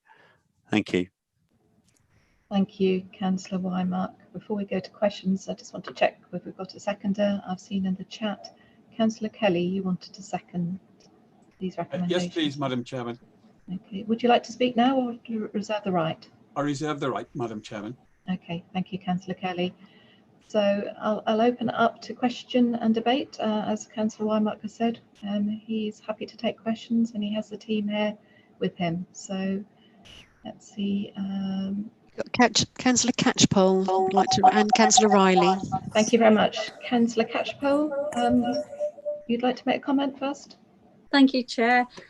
Just to welcome Fran's comment on having raised the band for divorcees where they are looking after children on a part-time basis. I was very concerned that only one of the parents would be given space to with bedrooms for the children on a split, and I think I understand that that's what's been brought into this band 3, so I welcome that, and especially on Man's Day, since it's mostly men that would be in that situation where they would be having the children for perhaps 4 nights a fortnight and not have very much space for the children to sleep in. So thank you. Thank you, Councillor Catchpole, for those comments. Can I just clarify that, Councillor Catchpole? The combining household would be if you had two households who were joining together in partnership. So that's where you would have 2 houses and they're looking to move into one. But what the situation you brought up before is covered in the equalities piece here, equalities and impact statement, assessment, should I say, which is where we would look to ensure that the primary carer for the children had this space that they needed for those children, and then the other partner who would be looking after children on a part-time basis, we would look to ensure that they got they got the accommodation that they needed, 1 for themselves and 2 that they could afford, and also that they could accommodate the children too. So we would look to look after them in that regard. Thank you. Thank you, Councillor Wymark, for clarifying that. Have Councillor Riley followed by Councillor Kelly. Councillor Riley. Thank you, Chair. Yeah, all the work that has gone into this by members as well via the panel that's set up, etc., and the work of the consultant. And I believe also, Fran, I discussed it with you previously, you know, the council had been able to secure external funding for the work of that consultant. And also note as well from Cabinet, Fran, as well, that your comments in particular as well around our previous policy. There were fault lines within our previous policy, and this is much more comprehensive, and it's also seeking a much more comprehensive way to address those fault lines that existed, and of course the housing situation that currently exists in terms of social housing. So very, very much support this, welcome it. It is a great improvement on the previous policy that Broadland had. And again, well done everybody that's done all the work on this, officers as well. And yes, very happy to support this, Chair. Thank you very much. Thank you. I just the money you're alluding to was landed by a bid by Victoria Parsons, which was around about £50,000, which paid for the consultants, which actually sort of kick-started this. But yeah, thank you for your kind words. Thank you. Thank you, Councillor Riley. We have Councillor Kelly wishing to speak next. Yeah, thank you, Madam Chairman. This is one for Fran and probably his team.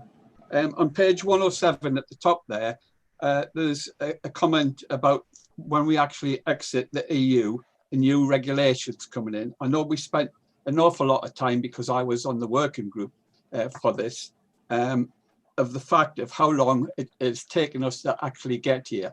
It's an absolute fine piece of work, really is great.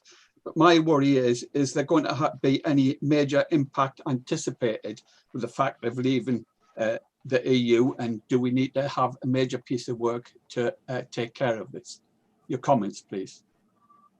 I mean, obviously, none of us know exactly the impact of leaving the EU.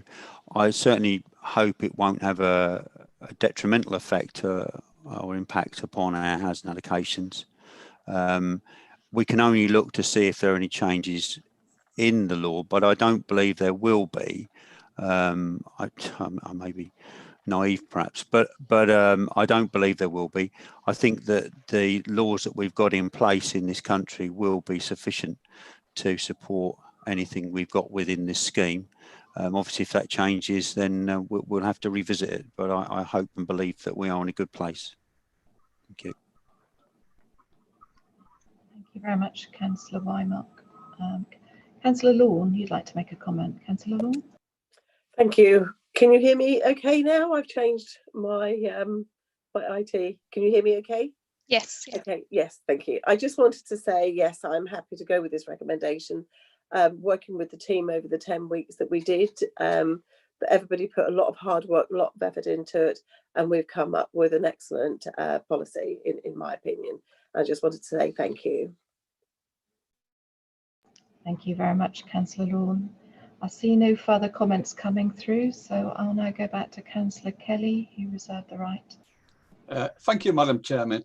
Yes, as I said previously, I was a member of the working group that did extensive work with the officers and Tickle, who were the consultants. And I have to say, it really is a fine quality piece of work. It's really best in class. And I do hope at some stage it will lead into the local government association so they could adopt similar.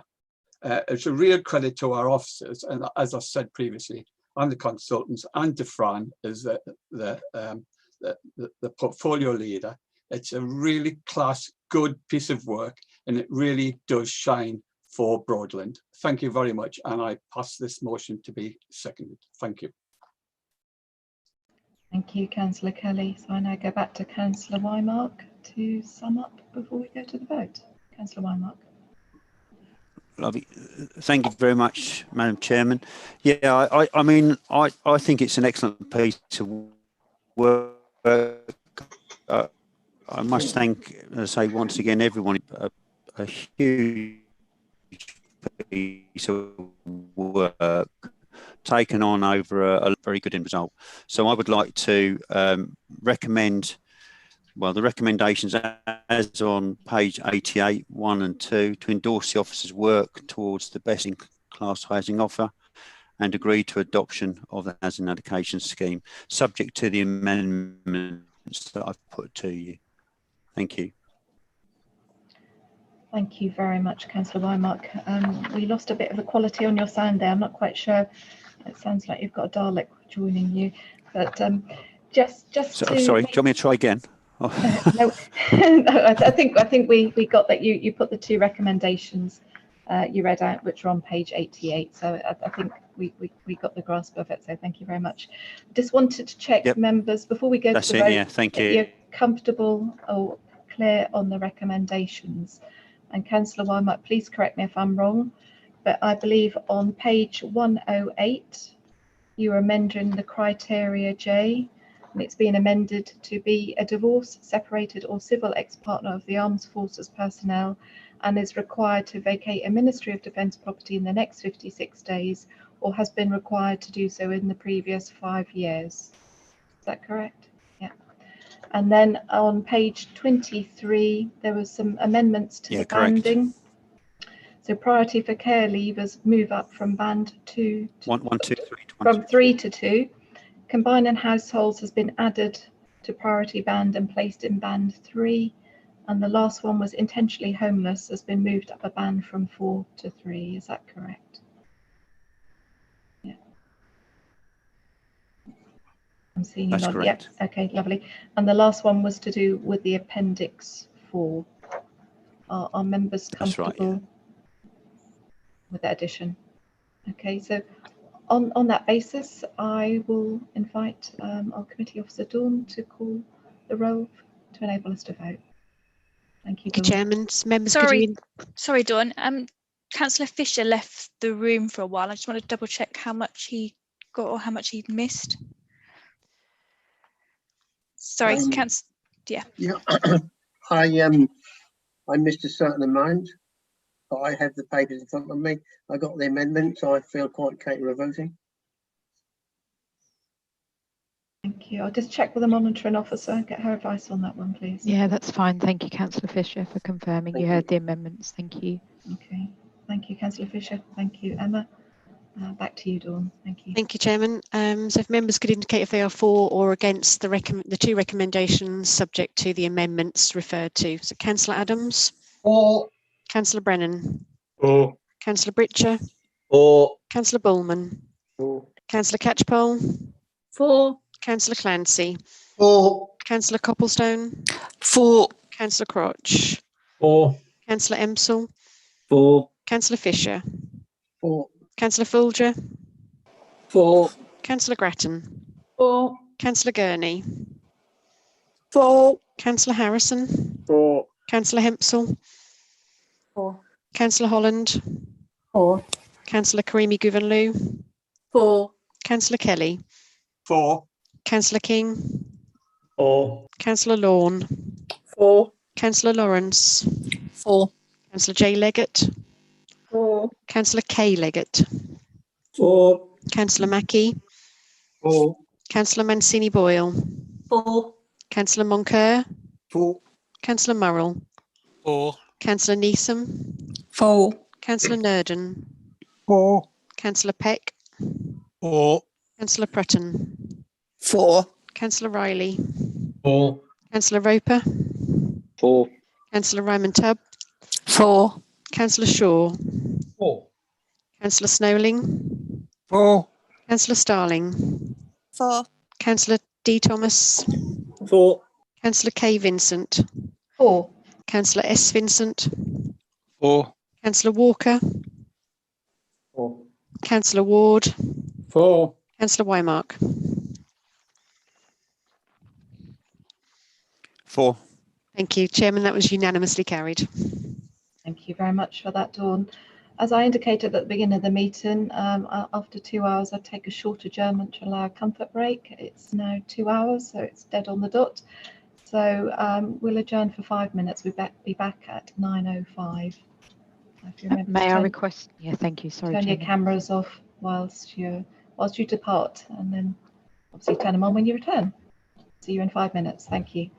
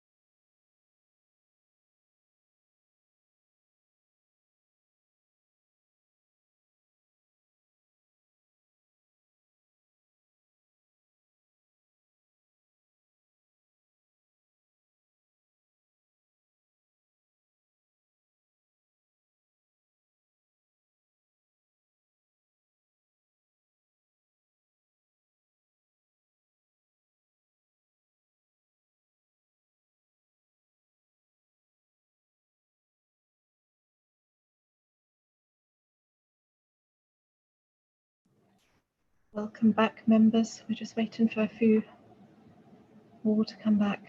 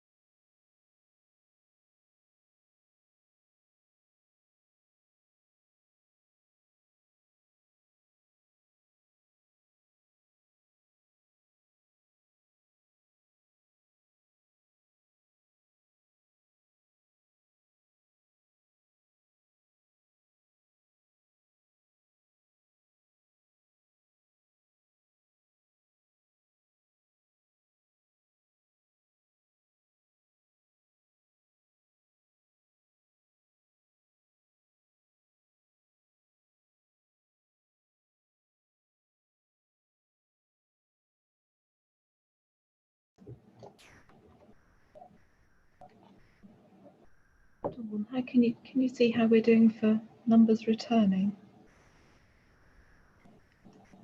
So we've got a few members who are still waiting on. I have asked them to turn their cameras back on. Okay, thank you. Here, Right. Karen, I'm here. Hello, Steve. Right, we'll wait a minute or two and then we'll make a Just start. going to turn my Karen off because my camera off, Karen, because I've got Okay. a bun. I don't think anybody wants to see me eat my bun. So we've got Councillor Snowling, Councillor Vincent and Councillor Shaw. Not with us at the moment unless they can indicate otherwise. And Councillor Mackie, please, as well. Councillor Vincent will be with you shortly. So we're just lost. We know Councillor Riley's there, so it's just Councillor Snowlin. Councillor Snowling, can you confirm you are still in the meeting?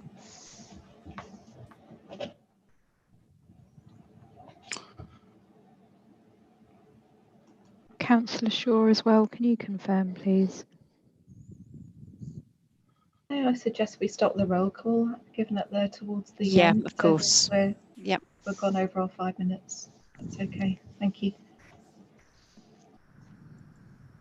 Councillor Adams. Still here, just. Councillor Brennan. Here, present. Councillor Britcher. Present. Councillor Bullman. Here. Councillor Catchpole. Yes, present. Councillor Clancy. Present. Councillor Copplestone. Here. Councillor Crotch. Here. Councillor Emsell. Here. Councillor Fisher. Here. Councillor Folger. Present. Councillor Grattan. Here. Councillor Gurney. Here, thank you. Councillor Harrison. Here. Councillor Hempsell. Here. Councillor Holland. Present. Councillor Karimi Guvenlou. Present. Councillor Kelly. Present. Councillor King. Present. Councillor Lawn. Present. Councillor Lawrence. Present. Councillor J Leggett. Present. Councillor K Leggett. Present. Councillor Mackie. Councillor Mancini Boyle. Present. Councillor Moncur. Present. Councillor Murrell. Present. Councillor Neeson. Present. Councillor Nurden. Present. Councillor Peck. Present. Councillor Prutton. Present. Councillor Riley. Present. Councillor Roper. Present. Councillor Ryman Tubb. Present. Councillor Shaw.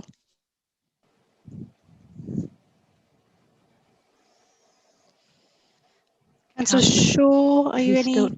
still not turned his video on, Dawn? No, I think for the time being, we'll have to assume he's no longer in the meeting. I'll check in again with him when I get to the end. Councillor Snowling. Here. Thank you.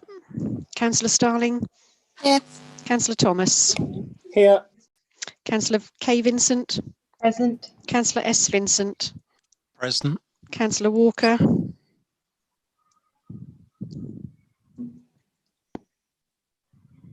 Councillor Walker.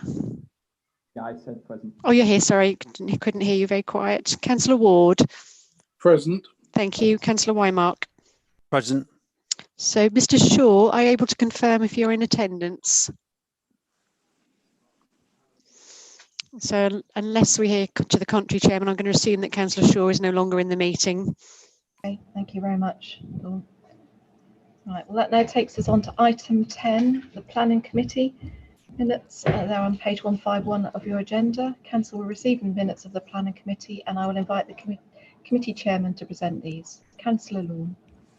Thank you, Madam Chair. The minutes are as they are, and all matters are resolved. Thank you. Thank you, Councillor Lawn. That takes us to item 11, Audit Committee. I will now invite Councillor Nurden, Committee Chairman, to present the minutes of the Audit Committee. Thank you, Madam Chairman. I would like to present the minutes of the Audit Committee meeting held on the 22nd of October. During that meeting, we received the first draft of the Council's Strategic Risk Register. The committee felt that it was not sufficiently balanced in that 82% of the risks identified related to the strategic priority of moving with the times, working smartly and collaboratively. There were no significant identified risks in the strategic priorities of growing the economy and protecting and improving the natural and built environment while maximizing quality of life. The officers have done further work on the Strategic Risk Register, which will be presented to the committee at next week's additional meeting. I would also like to thank our Managing Director on behalf of the committee for attending the meeting and assisting in tackling the overdue audit recommendations. It is very much appreciated. And lastly, just to mention that the committee will be looking through the final draft of the 2019-2020 Statement of Accounts at next week's meeting. And I would encourage any member with an interest in the Council's finances to attend. So thank you. Thank you, Councillor Nurden, for that update. And that's good to hear that you're pleased on that basis, as I know there's a concern you raised about the audit recommendations last time. So that's good that you've given us that reassurance that you're pleased. Thank you. Right, and that now takes us to item 12, Licensing and Regulatory Committee, page 162 of our agenda papers. I will now invite Councillor Gurney, Committee Chairman, to present these minutes. Sorry, Chairman, just very quickly intervening. Councillor Shaw has now rejoined the meeting. Thank you very much, Dawn, for confirming that. Thank you. So item 12, I'll now invite Councillor Gurney, Committee Chairman, to present those minutes. Councillor Gurney. Thank you, Chairman, very much. I'd like to present the minutes of 3 meetings, one on the 23rd of September, that's a resolved matter. The 29th of October, they are also resolved matters, and the 5th of November. The first 2 meetings were of the 3-member committee for licenses for either alcohol or taxi drivers, but the meeting on the 5th of November was for the complete committee to attend and review our licensing document and policy, which was due for review as it is now 5 years old. So we spent a considerable number of time looking at this. We sent out, I say we, the officers sent out consultation letters regarding our policy to several hundred different organisations. However, we only saw 3 responses back, including one from our portfolio holder, Councillor Leggett, from which I am grateful for her input into the document as well. So there are a number of recommendations from this report, and they are detailed. I just have to get the page here. On page 170 of your agenda. And there are a number of bullet points and recommendations that the committee would like to make adjustments to in the policy, and I hope that you will support them. Thank you. Thank you very much, Councillor Gurney, for presenting the minutes, and proposing the recommendations set out, as you say, on page 170 of the agenda. Do you have a seconder? I hope that one of my committee who was present will do that for me, please. Yeah, I'll second that. Oh, yeah, I'll second Willing. thank you. Got lots. Okay, we've got Councillor Adams is seconding that. Councillor Adams, would you like to speak now or reserve the right? Yeah, I'll reserve the right if necessary. Yeah, thank you, Chairman. Thank you, Councillor Adams. Okay, so we have heard the recommendation. We have a proposer and seconder. I'll just open it up for questions and any comments. If you could indicate in the chat, please.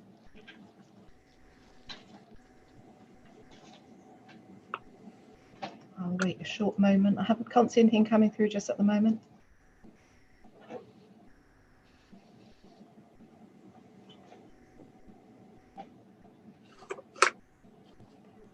I'm going to take that as a no, that there are no further comments. So, Councillor Adams, I'll come back to you as you reserve the right. Nothing further to add. Thank you, Madam Chairman. Thank you very much, Councillor Adams. So that brings me back to you, Councillor Gurney. Is there anything further you'd like to add? No, I'd just like to thank the officers at Broadland for working on the policy document.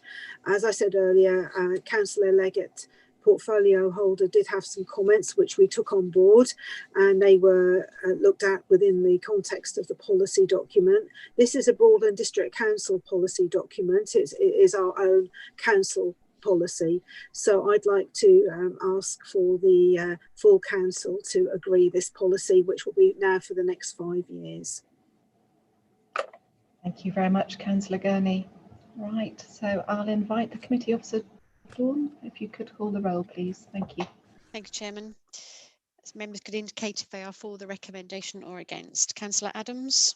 For. Councillor Brennan. For. Councillor Britcher. For. Councillor Bullman. For. Councillor Catchpole. For. Councillor Clancy. For. Councillor Copplestone. For. Councillor Crotch. For. Councillor Emsell. For. Councillor Fisher. For. Councillor Folger. For. Councillor Grattan. For. Councillor Gurney. For, thank you. Councillor Harrison. For. Councillor Hempsell. For. Councillor Holland. For. Councillor Karimi Guvenlu. For. Councillor Kelly. For. Councillor King. For. Councillor Lawn. For. Councillor Lawrence. For. Councillor J Leggett. For. Councillor K Leggett. For. Councillor Mackie. For. Councillor Mancini Boyle. For. Councillor Moncur. For. Councillor Murrell. For. Councillor Neeson. For. Councillor Nurden. For. Councillor Peck. For. Councillor Prutton. For. Councillor Riley. For. Councillor Roper. For. Councillor Ryman Tubb. For. Councillor Shaw. For. Councillor Snowling.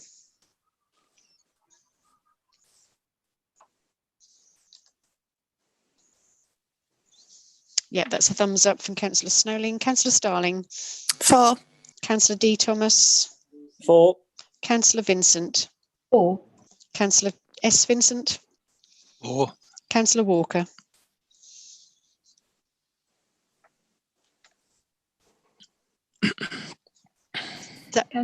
Councillor Walker, could you indicate for? Yeah, I said for.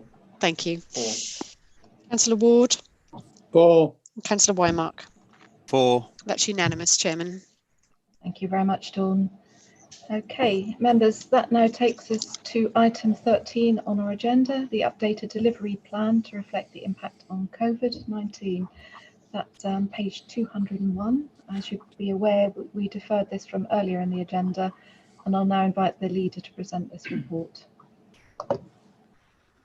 Thank you, Chairman. COVID-19 has had a significant impact on our residents, our communities, businesses and the council, and the challenges that it will face in the future.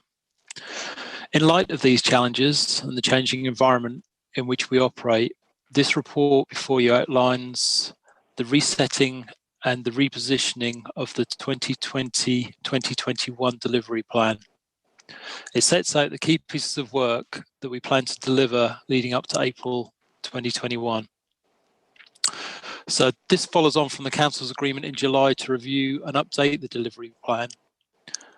Teams across the organisation have been working on identifying the impacts of COVID-19 and developing a new iteration for Council's consideration, which is what you have before you today. The updated delivery plan for 2020-2021 outlines the proposed amendments, and as you see in the report, they are track changes so you can see them, to be made to the key priority focused areas and the projects for the Council. These have been revisited, taking into account and reflecting on a number of key things. I'd just like to outline those for you, which is the recovery plan itself that was agreed by Council back in July, the continuing and ongoing COVID-19 response work, and again, just like to thank our teams for stepping up and the amazing work that they're doing in that space. The impact on timescales and therefore the key milestones. You'll also see adjustments to the focused areas based on resource allocations, and also we picked up before, but some of the budgetary implications on particular around the projects and programs of work. We also look for this plan, as I said, will take us to April 2021, and then we'll look beyond that to deliver the next stage of the plan with member engagement later this year, which is scheduled early December, with a view of building the plan for 2021-2022. So in summary, the revised delivery plan resets our ambitions for what the Council aims to achieve leading up to April, in light of the ongoing implications and challenges that we're all facing around COVID-19. The plan ensures that the organisation will have a clear overview of the priorities for the coming months, and that we have the right resources and plan in place to support the recovery effort for the district, but also the way that we feed in and work across all of Norfolk as well. The recommendations are before you on page 204. Recommendation 8.1, which is to adopt the delivery plan, and recommendation 8.2, which is to approve the one-year plan and returning to Council in February 2021 for the 2021-2022 year. God, I think I just about got all the years out there. So I just asked Council to approve those plans and those two recommendations on page 204, 8.1 and 8.2. Thank you. Thank you very much, Leader. I can see in the chat that Councillor Mancini-Ball would like to second this recommendation and reserve the right to speak. So on that basis, I will now open this up to questions, comments, debate, anything any members would like to add. If you could indicate in the chat, thank you.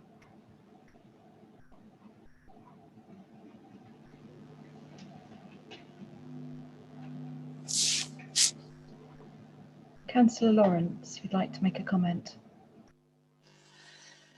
Yes, thank you very much. I suppose in principle there was kind of 4 things I just wanted to get clarity on, and I felt were kind of probably missing from the plan. So and it runs all the way through. So one, I didn't see how this was ensuring that we built back better post-COVID. It's quite hard to see that.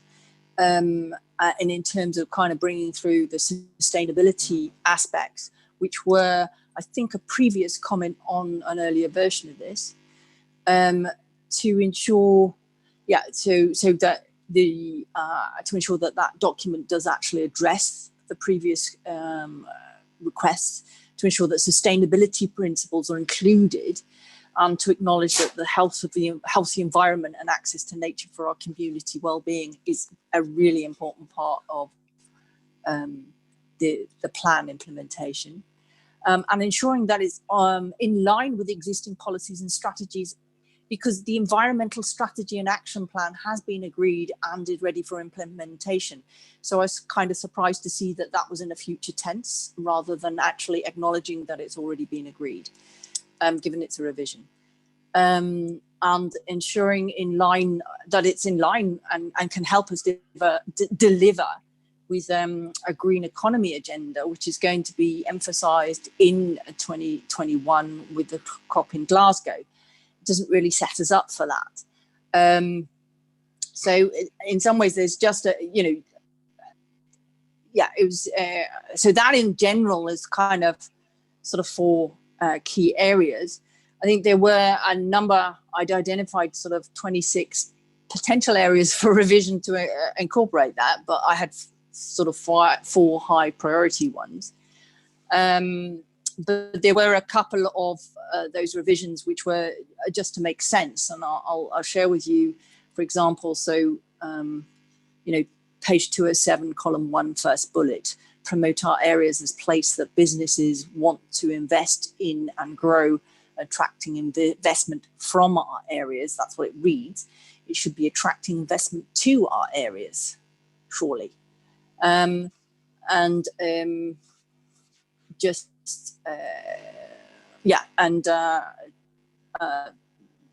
Page 20212, M10, column 4, if you ignore the first column because it's quite meaningless, is increase on employment rates for both districts.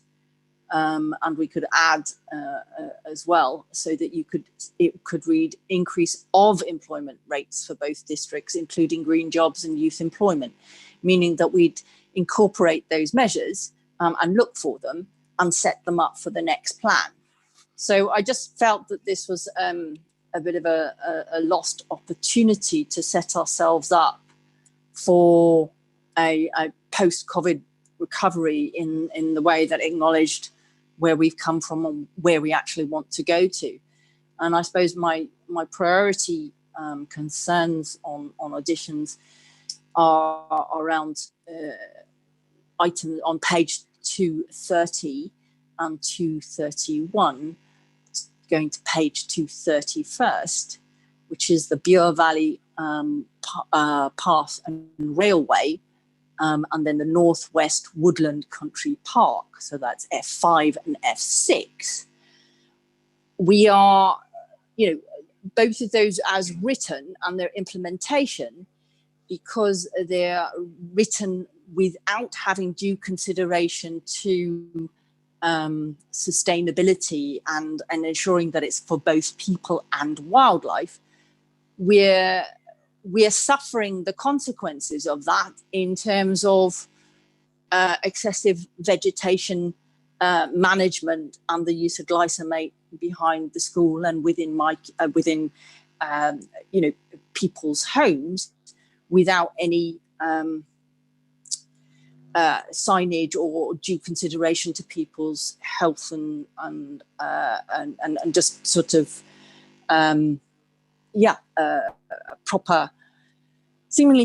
properly being informed. And my concern in Northwest Woodland Park is that should be in line with the environmental strategy, which has now been approved. So those are my kind of concerns. I mean, in terms of page 230, F5, column 1, I would suggest it could be changed so that it reads, we will work with Norfolk County Council partners and communities to deliver significant improvements and enhancements facilitated by the 1.2 million of funding from Interreg Visitor Economy Fund. And column 3 then saying improve the quality of the infrastructure and visitor experience so that it fulfills habitat and biodiversity regulations within the BDC's environmental strategy. As a concrete example, and then F6, column 1, to read, open the site to the public, improve the existing infrastructure, encourage wider sustainable use for both people and wildlife. And it's column 3 to say provision of a high quality informal open space, which is meeting the recreational needs of residents and fulfilling BDC's obligations under the habitats regulations and delivering the environmental strategy. So those are the kind of two concrete examples by that, well, certainly the first one from my ward, I can say that the lack of that wording is giving us cause of problems, and residents are up in arms at the vegetation management that's going on and the lack of being able to participate. And I know it's planned, but this is for implementation for the next 6 months. So those are my concerns in sort of 4 areas, and I can appreciate that this is quite late to turn around and sort of suggest revisions for 26. I can certainly do that, but I'm happy to take advice on the preference from the room. But yeah, so those are my comments in terms of so Chairman, Madam Chairman, I mean, would you like me to go through all 26 or just focus on those 2, and in principle, if we can see an improved consideration in terms of the 4 general points coming through, that we ensure that we are have the next 6 months, we are able to make a difference with the delivery of this plan and bringing on sustainability principles. Thank you, Councillor Lawrence. My immediate thought would be to go through the 26 in this particular meeting would be difficult, and it would probably be better to focus on the broader themes if you are comfortable with that. But I can see that we've got Councillor Copplestone is able to answer a couple of the questions that you've raised. So if you're happy, I'd like to invite in Councillor Copplestone to answer those. Thank you, Madam Chair. I just wanted to answer very briefly Councillor Lawrence's concerns about F5, the Bure Valley Path and Railway. We have just signed the Public Service Cooperation Agreement to facilitate the spend of the 1.2 million from the Interreg Visitor Economy Fund. Work is ongoing. That has been slightly delayed by COVID, but the intention is to improve the visitor experience and the biodiversity. If that is not communicated through this delivery plan, you'll have to excuse me.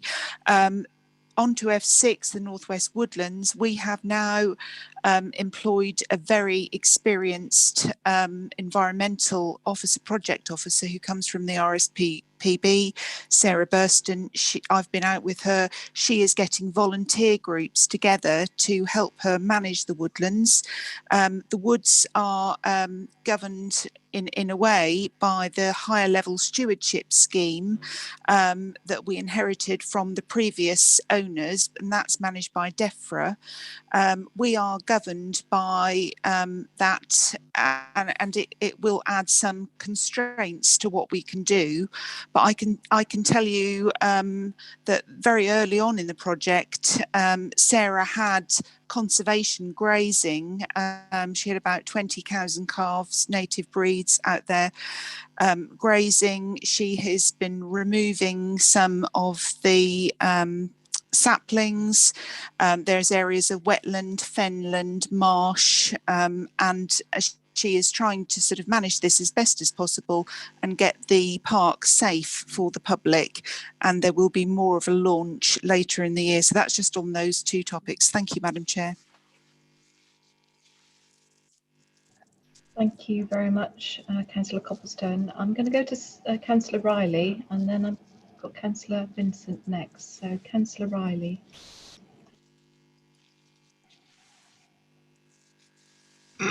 Thank you, Chair. Yes, I think the excuse me, in broadly welcoming what we have in front of us today and the recommendations in terms of the update delivery plan. And again, from ONS we came to the same conclusion actually. I think that Councillor Lawrence is actually pointing to an improvement in terms of the delivery plan around our existing policies. I think this is the point that Karen's making. We do have existing policies, and I think under I believe, Karen, we were talking about page 212, page 231. Forgive me if I've got those pages mixed up there. But we were talking about the 4 areas covering all of those in terms of ensuring that we reflect those policies going forward in terms of these statements within the 26 that are made here in the 4 areas you talked about.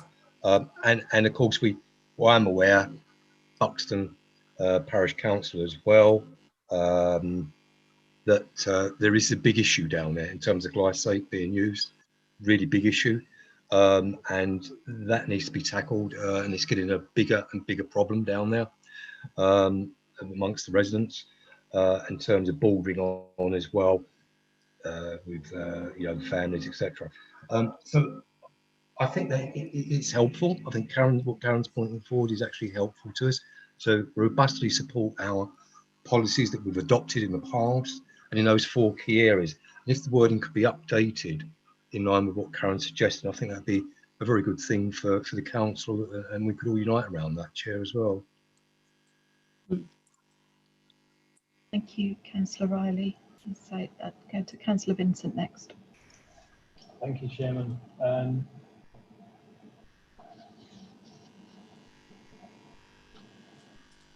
Sorry, just took a little bit to get off mute. Yeah, again, thank you, Chairman. And again, thank you to Councillor Lawrence for her comments and the things that she said. Again, those things would be very, very useful to be incorporated within the plan. I think what we need to recognise here is this is our plan for the next 6 months, which has been updated over the last sort of 4 to 6 weeks, having been through ONS, been through Cabinet, and now come to Council. Many of the things in there are ongoing, as you will have heard. So, for example, you picked up about the environmental strategy. One of the items earlier on today's agenda was actually approving for the funding for the delivery of those plans through the employment of a person, a member of staff to actually deliver the plan. So those sort of things are moving forward, and they are in flight as such. Could things be better? Yes, we're in a world of COVID where we've had to react and do the things that we can. Again, you've already had the answers on the BVR, but again, there's specific funding coming through there. And again, it's taken time to get the necessary agreements and legal work sorted out before we can move forward positively in large steps. So obviously there's bits been done here and there, and the plans are now being drawn up around how that works. What would be really useful, and again, picking up on the fact that there are the 26 items that Councillor Lawrence has, is that part of what is being called the all-member briefing later this or early next month is designed to pick up on the delivery plans and how we shape things for the future. So my suggestion would be that we go with the plan as it is, and we make these things happen, while giving obviously Councillor Lawrence and everybody else the opportunity at those meetings early in December to actually bring forward their ideas and their suggestions, which would then be able to shape into the plan. Either if they are quick wins and they can be delivered quickly, then I'm sure they can be moved forward more quickly. But if not, they can certainly be in the plan for 2021-22, which will come back to Council in April next year. So that would be what I would propose as the way forward. But again, be happy to go by Council. Thank you, Chairman. Thank you, Leader. Councillor Lawrence, do you want to reply on that? Yeah, just briefly, I suppose. I mean, an easier area to kind of just, I suppose, set out the principles and our kind of clarity on direction of travel is in 207, that first page with the 4. I'm just bringing, so that each one of those comes in and actually has to ensure that we build back better, that we, third bullet for the third column actually reflects that, implement and in line with the environmental strategy. That the economy is, a bullet is there, that just says, ensuring it's in line with green economy agenda and contributing to low carbon development. That would be a very quick, easy win, just to actually set the tone for what's coming through, because it's obvious from what Councillor Coppleton has said on the two kind of pointers that were a bit of a priority for me, that the delivery plan doesn't really reflect the sustainability principles and kind of the low carbon emphasis that people that we're expecting to have, and I'm more than happy to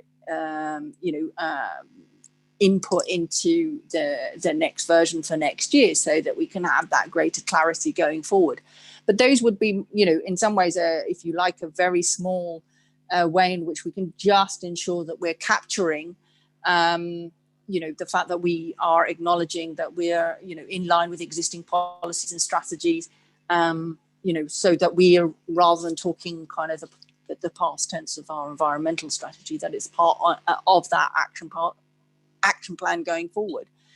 And similarly with the growing economy, to ensure that it's sort of sustainable or low carbon economy is encouraged, just or emphasized, just so that we're feeling that actually we can clearly say that yes, we are we're aiming that this helps us build back better post COVID, because I don't think anybody wants to see that we're not actually trying to make a difference going forward, and not learning from this very painful experience, and being able to acknowledge that we're making a difference going forward. That would be my suggestion as that. Thank you very much, Councillor Lawrence. I can see a couple of people want to come in, so I'm just going to take those next. Mr. Holden, you've said you'd like to offer a way ahead. Would you?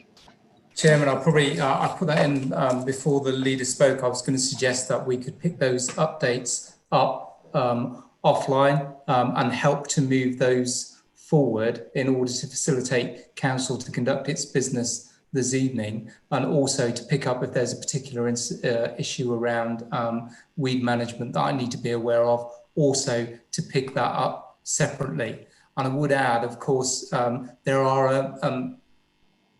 a number of strategies and policy, and we would discharge this plan consistent with the policies and strategies, the plethora that exist across the council. And as the leader says, we're a stone's throw away from emerging policy for next year, or an emerging plan for next financial year. So if it's useful, if I can have those comments, we can start to look at those and move those forward for next year. And if there are key issues that need to be picked up now, I can pick those up. But please rest assured that the plan is delivered, will be delivered, consistent with the council's policies and strategies. Thank you very much for that. Okay, we've got Councillor Roper would like to comment, followed by Councillor Judy Leggett. I can be very brief, thank you, Chairman, in that the Managing Director has actually picked up the point that I was going to make, and that what we're looking for is assurance that these points will be built into the plan that's going to be coming back to Council in February for its next look for 2021 to 2. The Managing Director has given assurance that these issues will be considered when putting that together, the 26 points that Councillor Lawrence has raised. I'm very happy with that assurance, and I think we can quite happily move on and vote for this document tonight. Thank you very much, Councillor Roper. Councillor Judy Leggett, you wanted to comment. I just want to say that we are really at quite an exciting point in the environmental strategy, because we've now just seen that we have some resource to do some work, and I hope to, in the next 6 months, you'll see great steps forward. it's been a bit early to get the new person up to speed with everything. Thank you very much, Councillor Leggett. Right, so Mr. Holden's put forward a way forward and given us the assurance and invited you, Councillor Lawrence, to send those points through to him.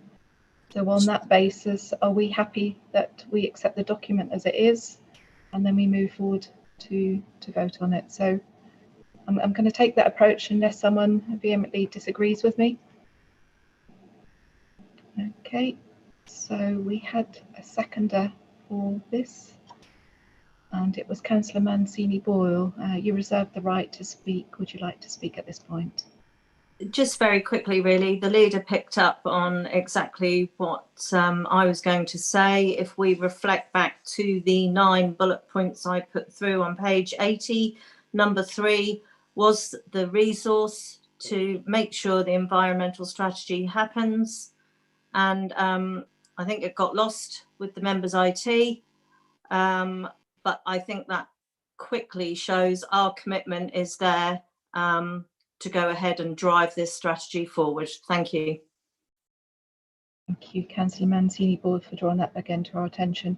So that now takes me back to the leader to sum up before we go to the vote on these 2 recommendations. Thank you.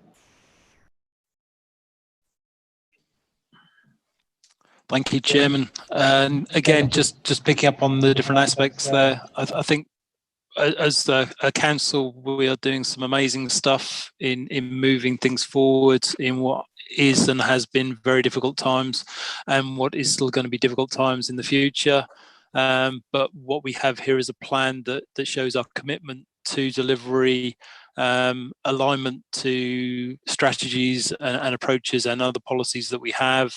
And also what I think is useful is that we're getting some key areas being identified here that some specific action might be required by our environmental teams, just to see what's going on and what's happening there. So again, thank everybody for raising those points, and I just like council to now take this plan forward. Thank you.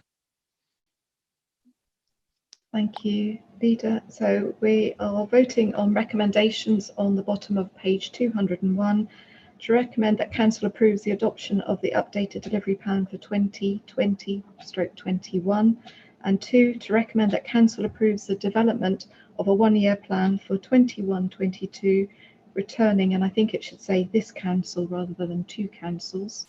So with that, I'm proposing it says to this council in February 2021. Are members happy with how I've just rephrased that bottom? I think it's a typo in there. I'll invite the monitoring officer to say if I'm okay to do it in that way. There seems to be no dissent, Chairman, so yes, happy to deal with it in that way. Thank you very much. On that basis, I'll invite the committee officer, sorry Dawn, it's been a long evening, to call the roll for us, please. Thank you. Thank you, Chairman. Members, if you could indicate if you are for or against the proposal. Councillor Adams? For. Councillor Brennan? For. Councillor Britcher? For. Councillor Bullman? For. Councillor Catchpole? For. Councillor Clancy? For. Councillor Copplestone? For. Councillor Crotch? For. Councillor Emsell? For. Councillor Fisher? For. Councillor Folger? For. Councillor Grattan? For. Councillor Gurney? For. Councillor Harrison? For. Councillor Hempsell? For. Councillor Holland? For. Councillor Karimi Guvenlu? For. Councillor Kelly? For. Councillor King?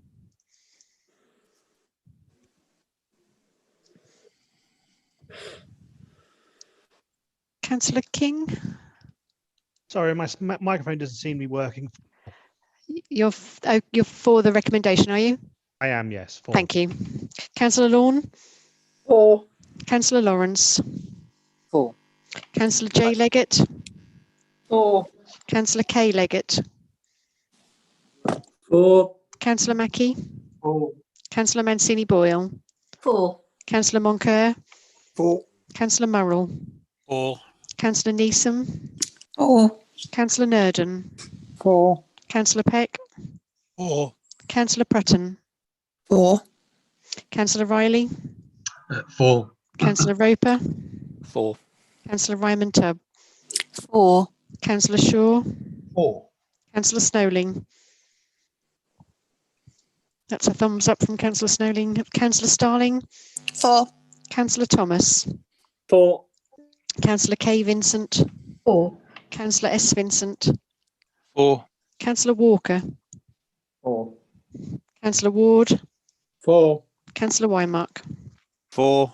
And that's again unanimous, Chairman. Thank you very much, Dawn.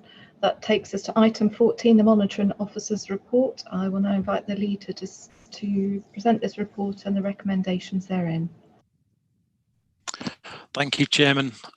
This report before you provides updates on the appointments to committees and appoints Mr. Mark Hedges to the position of independent person.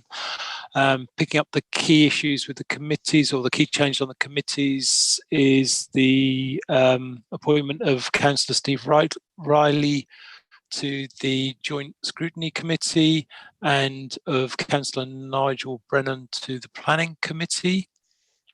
And details of those are in section 2 of the report. In section 3, it explains the appointment of the independent person, and under the Localism Act of 2011, councils are required to appoint an independent person to provide their views. And the person that has come forward and has been selected for our approval in this role is Mr. Mark Hedges. So the recommendations are on page 274, 61 to approve the amendments to the committees, and 62 to appoint Mr. Mark Hedges as the independent person. And that's until November 2024. Thank you, Chairman. Thank you very much, Leader. You propose those recommendations. Do you have a seconder? I will second that, Chairman. Thank you very much. So, Councillor Emsall, did you want to speak now or reserve the right? I'll reserve the right to come back if there's comment. Thank you very much. Okay. I'm seeing in the chat no dissent from Councillor Roper. Has anyone else got any further comments? I'm seeing lots of shaking heads, so I'm going to take that as that people are happy for me to go back to Councillor Emsall as he reserved the right. Nothing further to add, Chairman. Thank you, Councillor Emsall. Back to the leader if you wanted a right to reply or any summing up before we go to the vote. I don't think it needs any more, so thank you, Chairman, but I think we can just go to the vote. Thank you. Dawn, may I ask you to call the roll, please? Thank you. Thank you, Chairman. Members could indicate if they are for or against the proposal. Councillor Adams. 4. Councillor Brennan. 4. Councillor Britcher. 4. Councillor Bullman. 4. Councillor Catchpole. 4. Councillor Fancy. 4. Councillor Copplestone. 4. Councillor Crotch. 4. Councillor Emsall. 4. Councillor Fisher. 4. Councillor Folger.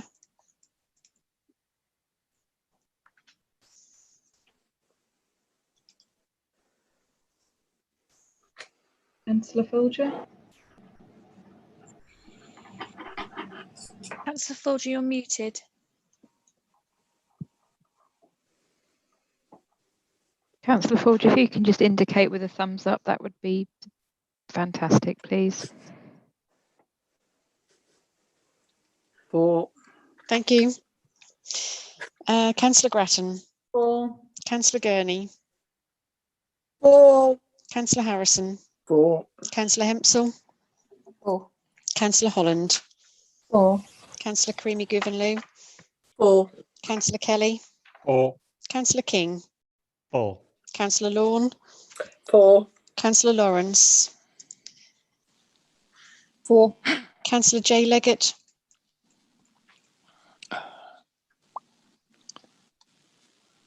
4. Councillor K Leggett. 4. Councillor Mackie. 4. Councillor Mancini Boyle. 4. Councillor Moncur. 4. Councillor Murrell. 4. Councillor Neeson. 4. Councillor Nurden. 4. Councillor Peck. 4. Councillor Prutton. 4. Councillor Riley.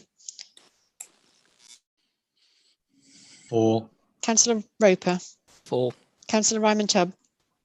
4. Councillor Shaw. 4. Councillor Snowling. 4. Thank you. Councillor Starling. 4. Councillor D. Thomas. 4. Councillor K. Vincent. 4. Councillor S. Vincent. 4. Councillor Walker. 4. Councillor Ward. 4. Councillor Wymark. 4. That's unanimous. Carried, Chairman. Thank you very much. That's moving swiftly on to item 15, outside organisation, receiving feedback from representatives. I'm going to take those reports as read. So if we are happy to note those reports from members appointed to represent this council on outside bodies. I would just like to say thank you, though, to Councillors Ward, Prutton and Hempsall for submitting their reports for us to understand what's going on those organisations. So thank you for that. We note your reports, and I'll urge other members who are on outside bodies, if you could also do the same in the future. They are very helpful for us to receive. Madam Chairman, may I make a comment? Yes, Councillor Shaw. The reason being, I was at the Chairman's Advisory Group on SASIG this morning, so obviously it's too late to put a report in, but there are some quite interesting points that we were discussing, like union connectivity, aviation recovery plan, regional air connectivity review, the global travel task force. Something that's going to come up for all airports is the combined aerodrome safeguarding. Now, what they plan to do, apparently in government and the DFT, is extend the safety zones. So they'll be going outwards from the runways, which means it's going to affect planning. But I thought I'd put that in. Thank you, Councillor Shaw. That's very helpful. Would you mind just putting that in an email to members, given that our next council meeting is a little while off? Yes, well, we've got the main SASIG meeting on the 16th, so I'll do it then. Okay. There'll be a lot more information. Thank you. I'm sure members would be grateful for that. Thank you very much. Okay, so on that basis, I will now move us on to item 16. And this is questions from members to consider the following questions received in accordance with procedural rule 12.4. And I now invite Councillor Karimi Guvenlu to put her question to council, please. Thank you, Madam Chair. My first question: QR codes are presently only mandatory for establishments serving food. In response to several of my residents' queries, I would like to ask if the council are actively encouraging other retailers, especially large supermarkets within the Broadland area, to display NHS QR codes to aid with track and trace. My second question is, if the lockdown continues past the 2nd of December, will food boxes be available again for our most vulnerable residents? Or are we to continue to rely on the goodness of our communities to support those in dire need?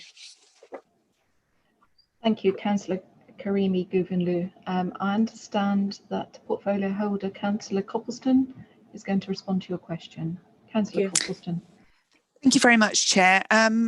Before I start, I just want to point out to Councillor Karimi Guvenlu that it's not just establishments serving food that are required to display the QR codes. It's also any form of hospitality, bars, restaurants, cafes, tourism and leisure businesses, also close contact services such as beauticians and hairdressers, local authorities, community centres, libraries and village halls. Just to clear that one. So going on to the question, officers are not asking other businesses to display the QR code because of the way the customers visit them is quite different. And this affects individual exposure to risks of COVID disease transmission. Instead, officers are encouraging businesses to use a business toolkit, which contains specific information about how to safeguard customers, including test and trace implications. It is important the local management of COVID pandemic that we preserve clear targeted messaging catering for different business circumstances. Furthermore, it should be noted that retailers are required to adopt mitigating measures such as the cleaning and disinfection of hand contact services, the provision of hand sanitizer and facilities to clean baskets, trolleys, scanners on entering businesses, redesigning the layout of businesses or implementing one-way systems to travel around the store as well. Also, customers are required to wear face coverings, which provides additional mitigation where social distancing cannot be maintained at 2 metres. These measures are reactively and proactively monitored by the Food Safety and Licensing Team and Regulatory Services, all contributing to reducing the risk of transmission of coronavirus within retailers. Thank you, Chair. Thank you, Councillor Copston. And Councillor Wymark, I believe that you're responding to the second part of that question. Councillor Wymark. Yeah, thank you, Madam Chairman. Yeah, with the second part, the council and its officers continue to actively participate in the Norfolk-wide community resilience work, along with the voluntary sector, other Norfolk districts and the county council. Through the first wave of COVID, an operating model was established, which is ensured that between those participating agencies, any resident in need or made vulnerable through COVID and the requirement to isolate, including the extremely vulnerable, which we call the shielded population, had access to the support needed. Can you hear me still? Sorry, I think I might have had a dodgy connection for a moment. Okay, thank you. Yeah, this operating model has remained in place and is being adapted for the expected circumstances of a second wave, which it looks like we're in now. So this includes a number of support mechanisms, including access to the Norfolk Assistance Scheme, which can provide financial and other essential support, and access to the government's recently announced rolled out hardship support payments for those who are eligible via benefits. As part of Wave 2, recognising the shift in emphasis from government from nationally procured and delivered food boxes for the shielded population, plans have been put in place to ensure access to and delivery of required food support locally. This includes essential supplies and covers basic dietary requirements. A supply chain through a number of local and regional food providers has been established to ensure a good stock of essential food for the shielded population and those who may need it. Council officers will also work hard as a first port of call to make sure those residents who can afford it have access to a private sector supply chain, be this supermarket slots or local food producers and retail outlets. Again, continuing from the good work from the first wave. Just to let you know, officers have also put in place contingency plans to re-establish the food distribution operation, which they were operating before, if the demand is required. And during the period of this period of lockdown, I know that the community teams are working 7 days a week until 10 p.m. Weekdays and between 10 and 4 weekends to offer support to residents. So that is available if people ringing now. So some will be, well, hopefully just gone home, but as we've gone past 10. But that's the answer to your question. Okay, hopefully you'll understand we are supporting our residents. Thank you, Councillor Wymark. Could I ask if people were receiving a box in the first lockdown? Sorry, Councillor Karimi Kuvanu, is this your supplementary question?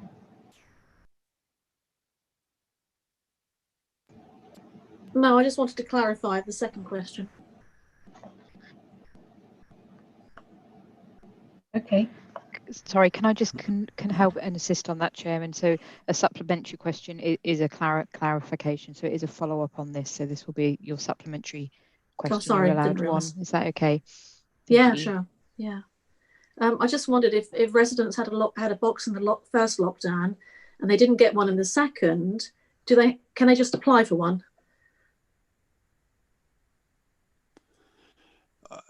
I don't think hopefully people won't need it as much this time because the systems are in place to support them and for them to support themselves. I think a lot of people I know I spoke to who'd received food parcels the first time around actually didn't need them. And a lot of people received a lot of food which they ended up giving to other people. So as such, it's certainly not coming from central government, but as I say, we have got systems in place should people need them locally. Okay, thank you very much. Thank you, Councillor Wymark. I can see Jamie Sutterby said he can answer that question if that's helpful. Jamie, could you help us out there? Certainly try, Chair. Thank you very much. And just building upon Councillor Wymark's response, the government have rolled out a new system for the second lockdown, which has the acronym the NSSS, the National Shielded Support Service, I believe that stands for, which encourages people on the shielded list, the clinically extremely vulnerable, to register. After registration, they are making their needs for food known. Which gives them access to one of two things, either a priority slot through supermarket delivery services or access to locally procured, as Councillor Wymark referenced, food delivery services. So either way, we're able to capture those people who truly are in need but are on the clinically extremely vulnerable service. Okay, thank you. Thanks very much, Jamie. So that now takes us to the first question from Councillor Roper. Councillor Roper, would you like to put your question, please? Thank you. I'll do them one at a time. Please could the leader provide a timeline of member involvement in the decision to relocate the planning department to South Norfolk House prior to the all-member email on the 4th of September? In particular, could the leader outline which elected members were involved in making the decision and when? And just for the leader's benefit, I have had the benefit of watching the ONS meeting in which this matter was discussed. Thank you, Councillor Roper. I invite the leader to respond to that question. Thank you, Chairman. Again, just coming back and presenting the context to where this is coming from. The feasibility study highlighted the collaboration work that both Broadland and South Norfolk would do in the way that they would work together. And one of the original projects that came out of the list that would be taken forward was a accommodation review. I can't remember the original date that they appeared on the list, but I'm guessing that would either be 2018 or 2019, somewhere in there. Obviously, the world has changed quite considerably when COVID has brought with it an opportunity for us to look at the ways in which our staff work and for them to realise some of the benefits that they may have realised through the lockdown to enable us to take those forward. It should also be remembered that the deployment of resource is a function of the head of paid service. So as members will be aware, there was a regular wellbeing surveys that were undertaken with all of our staff, and action was taken in response to the needs that were identified. A key theme coming through the surveys again and again was the need for staff to have the ability to still work from home, but also to come into the office and foster the one team culture, something that many of them were missing through the lockdown and the ability of not to come back into the office. In order to achieve this, it was necessary to identify primary locations for staff, recognising that there is also likely to be a need for a presence at the other sites. Again, given the context there, coming out of COVID and trying to make our two buildings COVID compliant, each building will take roughly 250 people, which means that roughly our 500 staff are roughly split 50-50 between the two buildings, and that's sort of where we sit. Picking up the specifics, so on the 12th of August, sorry, no, go back one. On the 10th of July, the joint lead member group received a update on the Spark projects relating to the accommodation review. And then again on the 14th of August, the joint lead member group received a further update, and also at that point in time the project was changed to pick up new ways of working and the new requirements that would then come out of being COVID safe, or as safe as we could possibly be, but COVID safe operating within the buildings that we have. So the next stage in which that was moved forward was the element on the 1st of September, when there was a briefing to the joint leaders, just confirming the way ahead, and that identified that the way in which the primary locations would work for all of the functions, and also within the limitation of being COVID secure. So this happened ahead of all the all-staff briefing on the 3rd of September. And then, as you've mentioned in your question, there was the email that came out to all staff to all members on the 4th of September, giving all of the details of the way in which staff were planned at that time to be brought back to work in a safe environment, and making use of the 2 locations that we had at that point in time. Obviously, since then the world has changed, because we've gone into another lockdown and different requirements, but that's where we are at this point in time. I'll stop there. Thank you. Thank you for that answer. Also, just a quick supplementary, because the Joint Lead Members Group isn't a decision-making body, and my specific question was around which members of this council signed off this decision. From your answer, I get the indication that that was between yourself and the leader of South Norfolk, or were no members involved? Okay, can I bring you back to the answer I gave you, in that the deployment of resource is a function of the head of paid service, and it was for the head of paid service to allocate the resource in the appropriate way. So it was an operational decision as to how the teams would be split. When I saw how that was going to be done, it seemed appropriate and pragmatic in the way that it was being done. Thank you. So, Councillor Roper, that takes us to your second question. Second question, will the leader please outline what he sees as the next steps in progression of the collaboration project, in particular what he hopes will be achieved in the next 12 months? Thank you. Again, jumping straight into this one, and we sort of touched on some of the bits, but again, it comes back to the initial work that we did on the feasibility study, which outlined the proposals to form the one officer team across the 2 autonomous councils. To date, good progress has been made against the roadmap for delivery. But as we all know, in March 2020, we hit a brick wall as far as the COVID pandemic, and that sort of put a sort of stop to our transformation program at that point in time, and the necessity to reprioritize activities. So just picking up on some of the key deliverables to this point, we have, as you will be aware, a new managing director, a new senior management team across the one team setup that's been recruited and the post filled. And we also have delivered the one team structures, all came into place January this year. We also have the 4-year plan that was agreed, the strategic joint plan that was agreed in April 2020, which outlines the vision and the ambitions of the 2 councils working together. This is alongside a delivery plan for the collaboration, which we've been talking about some of those things earlier today. And this sets out some of the key focus areas for the councils for the delivery for 2021. Just pick up on other things though, since July, however, the focus has returned to the transformation programs. And again, the way in which progress has been made, I can just outline a few elements. So again, we're looking at the single telephony platform, which has enabled staff to work across the 2 councils, both flexibly from home and in the office.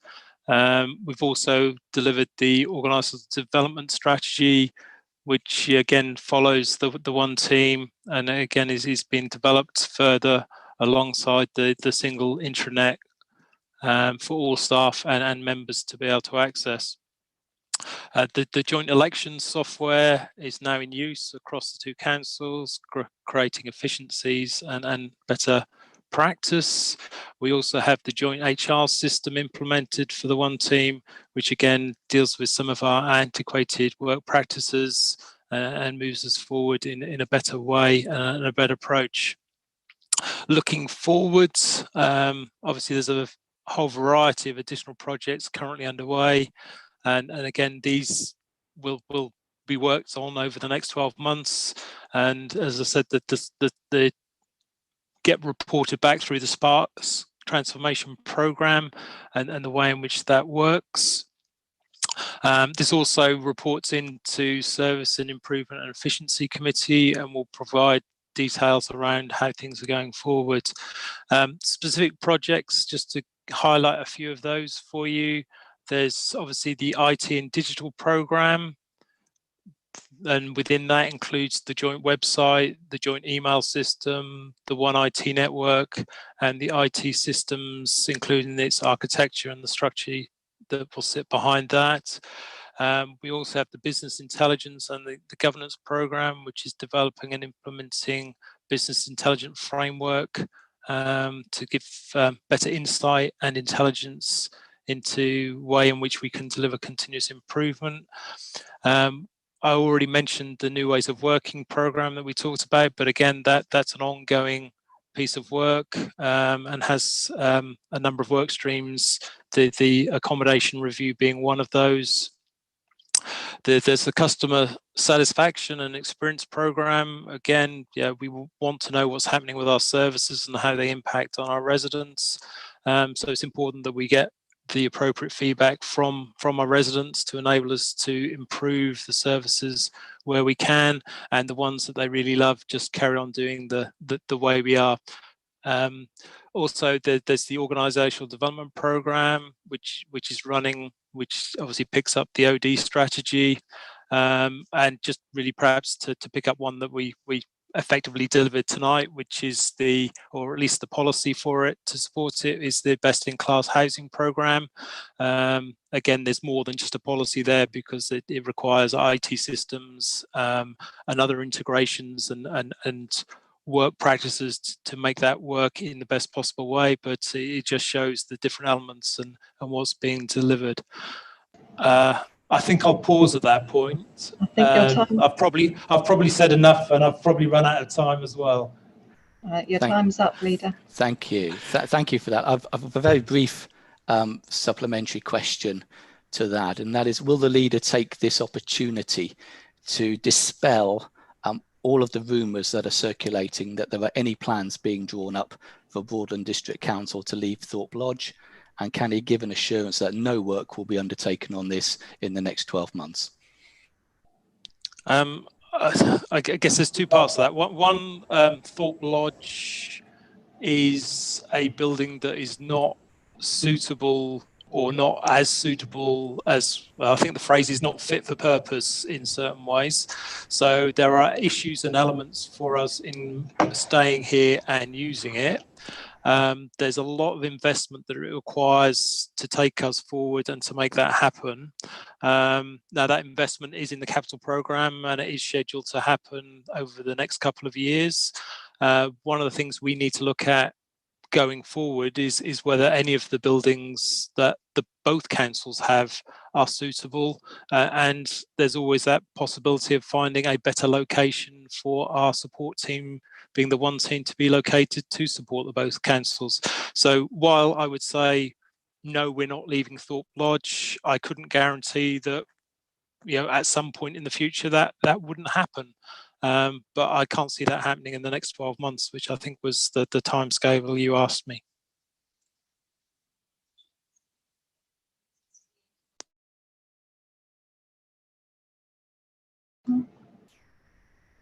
Struggling to unmute there. So that brings us to the end of our questions and moves us on to item 17, to consider any motions received under procedural rule 13. I'll now invite Councillor Lawn to put her motion to council. Councillor Lawn. Thank you, Madam Chair. I'd like to ask the council to consider the following motion and support the proposal. Broadland District Council stands firmly against all inequality, unlawful discrimination, harassment, victimisation, or any other form of activity that creates disadvantages for individuals within the community. The council will continue to promote equality of opportunity, challenge inequality, and ensure respect for everyone within the local community as an employer and as a partner. The council forges strong links with a range of groups within both Broadland and our neighbouring authorities. We will continue to promote fairness and accessibility to our services, as well as employment opportunities for all. We will do this through the council's equality objectives. Ensure we are inclusive employers, identifying any unrepresented groups in the workforce, ensure that Broadland continue to provide accessible and inclusive services to all our customers, active engagement with those service users who have one or more of the protected characteristics, implement increased awareness of equality issues across the council. As times and perspectives are evolving, it's even more important to reinforce our commitment to promote equality and challenging inequality. Therefore, this council resolves to review and refresh the actions set out in the council's inequality objectives and actions 2019-2023 in light of the current situation and in line of the guidance such as that issued by the Public Health. Ensure council employees and members continue to be fully informed and updated through annual equality and diversity training in order to promote positive and inclusive attitudes. Continue to work with local partners in order to offer support for those at greatest risk of impact of COVID-19. Thank you, Madam Chair. Thank you, Councillor Lawn. And I understand, Councillor Copleston, you are seconding this motion. Would you like to speak now or reserve the right? I would like to reserve the right, please. Thank you. Okay, on which basis I open up this to members for question and debate. Let me just see who's... Councillor Catchpole, you'd like to make a comment?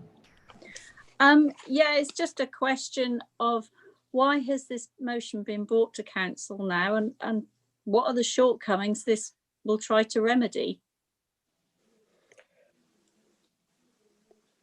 Okay, I can come back on that. The reason why it's being brought now is because it is time for us, as I've said, it's time for the council to stand up and promote the fact that we are the district council that is happy to put everybody and consider everybody, all of our residents, all of our community, and we're asking if this can be as an annual review, and that's the reason why it's being brought forward now. Thank you very much, Councillor Lawn. I've got Councillor Riley would like to make a comment, followed by Councillor Roper. Councillor Riley. Thank you, Chair. I welcome the motion. I think that when I first read the motion, I was actually seeking to see how it was going to strengthen our current position now, and of course taking account, as we must, of the Equalities Acts and laws, which have been updated continuously, as you know, and part of the Act and also good practice for employers is monitoring. So I'm seeing a positive thing here in terms of if we can go to the first bullet point, ensure we are inclusive employers, identifying any underrepresented groups in the workforce. Absolutely, it's what we must do and we should do. Then you go to the second of the bullet points, bullet point 2, ensure council employees and members in teams to be fully informed and updated through annual equality and diversity training in order to promote positive, inclusive attitudes. Monitoring is absolutely crucial to the council, and it's the one thing in here which I don't think is reflected. I don't believe that the mover in the sector meant that intentionally whatsoever, but I think an amendment in that sentence there to also include monitoring would strengthen it even further. I'd like to propose that word "and monitoring" goes in. It reflects what the Act says. It reflects what we should do anyway. This motion is reflecting that and saying we need to reiterate it as well. And I don't believe the mover and seconder meant to not include that. So I hope that could be accepted, Chair, as amendment. Yeah, happy to accept that. Thank you. Thank you. Sorry, Chairman, can I? I was Sorry. about to jump in and ask the monitoring Thank officer, you. are we able to accept that as a minor amendment? I need to come in on that point. Steve, can you just, is it the 4 bullet points before the resolution that you're referring to? Yeah, it's linking it through. We've got ensure that the first bullet point is ensure we are including. That's fine. Yeah, I just wanted to make sure I was reviewing the right bit. In terms of amending that, that's actually what's written in policy at the moment. So that is in the council's.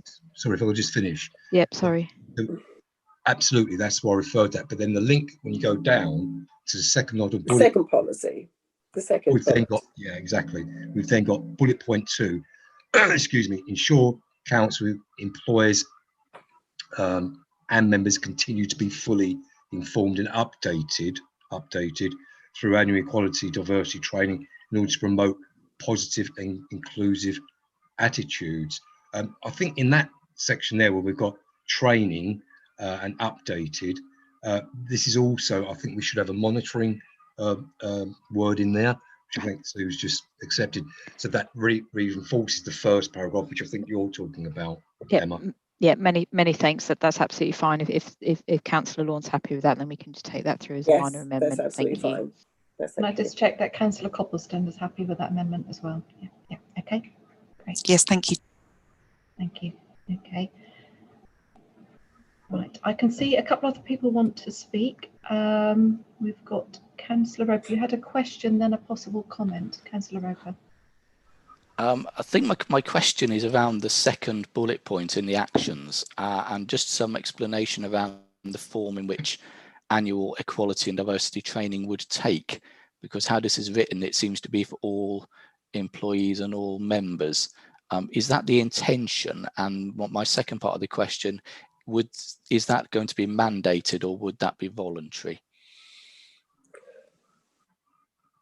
Yes, Councillor Lawn, yeah. I would anticipate that it would be mandatory. Again, this is for us to review, and it would be done on a online basis, so that if the training would be, so you would automatically have to do the training online, and then take it out to members as well. Thank you for that. In that spirit and in the line with the previous amendment, would Councillor Lawn be willing to put that word mandatory in after annual? So it reads annual mandatory equality and diversity training. If that is the intention, I can see the leader said yes and yay in the chat when I raised the question.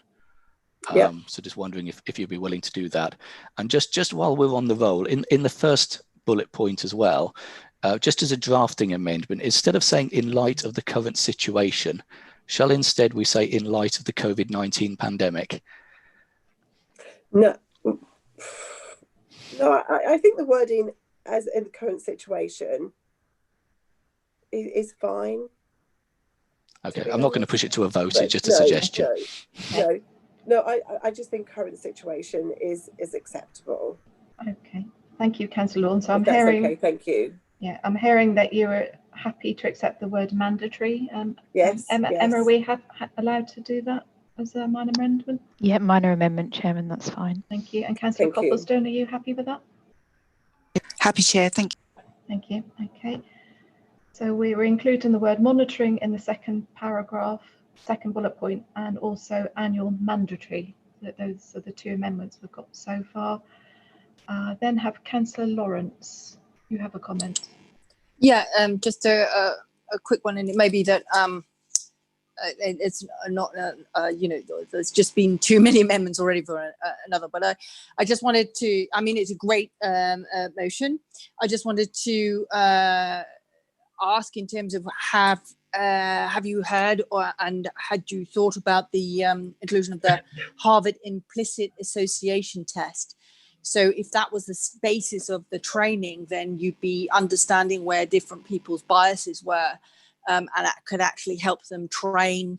You know, you know, just doing that test allows you to have greater awareness, and then your training can be a little bit more nuanced in terms of helping you kind of explore areas that perhaps sort of you know, may actually require a little bit of work. And the whole point of the Harvard implicit association test is that it unpacks subliminal and kind of a systemic and blind spots in terms of our own biases that we may not be aware of, and is quite a useful tool in which to, especially if you're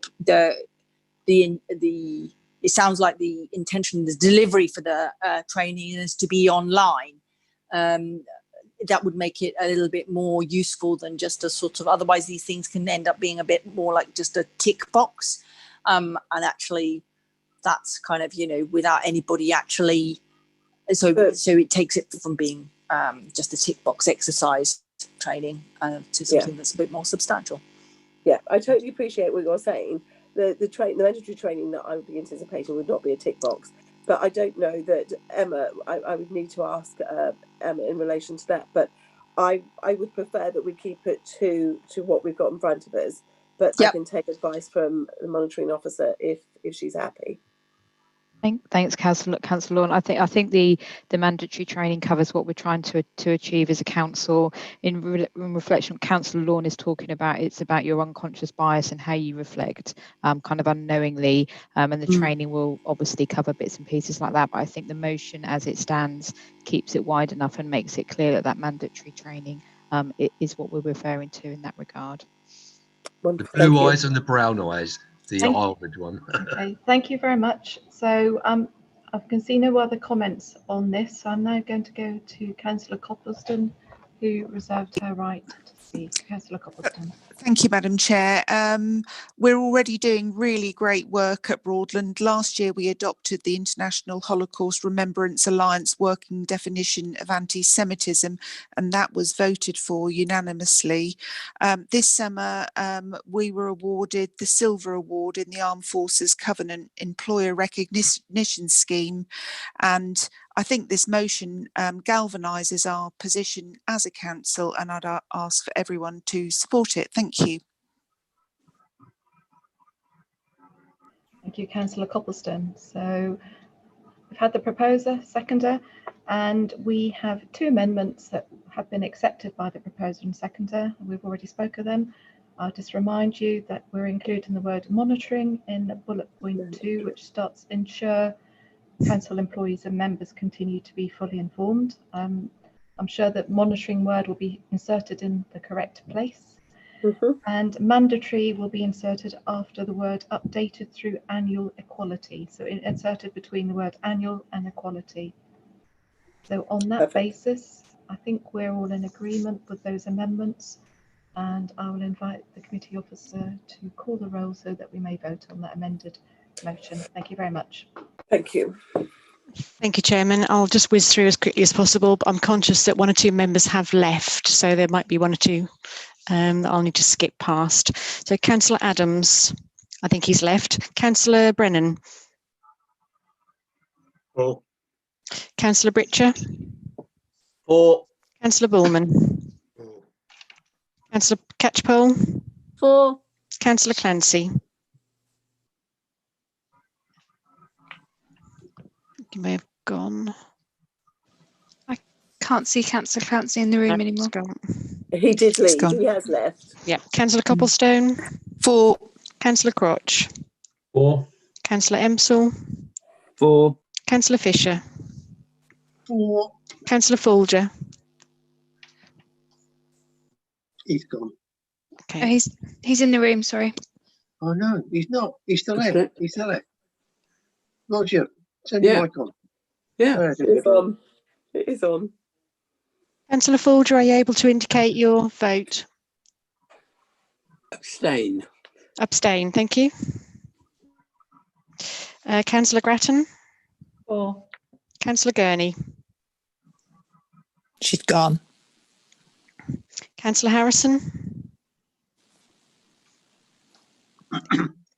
Councillor Harrison, I think, may have gone. Yes, he did. Yep. Councillor Hempster's gone. Councillor Holland. 4. Councillor Karimi Guvenloo. 4. Councillor Kelly. 4. Councillor King has gone. Councillor Lorne. 4. Councillor Lawrence. 4. Councillor J Leggett. 4. Councillor K Leggett. 4. Councillor Mackey. She's gone. Yeah. Councillor Mancini Boyle. 4. Councillor Moncur. 4. Councillor Murrell. 4. Councillor Neeson. 4. Councillor Nurden. 4. Councillor Peck. 4. Councillor Pratton. 4. Councillor Riley. 4 with 2 hands, Chair. Councillor Roper. 4. Councillor Ryman Tubb. 4. Councillor Shaw. I think we have 4. Councillor Snowling. We've got a thumbs up from Councillor Snowlin. Thank you. Councillor Starling's gone. Councillor D Thomas. 4. Councillor Karen Vincent. 4. Councillor S Vincent. 4. Councillor Ward. 4. And Councillor Wymark. 4. That's carried with 1 abstention, Chairman. Thank you very much, Dawn. That now takes us to item 18. And before I say that, I thank you for your patience and sticking with us. I know it's been a very long meeting and we're almost there.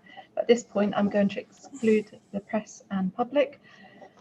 I will move that the press and public be excluded from the meeting for the remaining items of business because otherwise, information which is exempt item by virtue of paragraph 3 of part 1 of schedule 12A of the Local Government Act 1972 as amended by the Local Government Access to Information Variation Order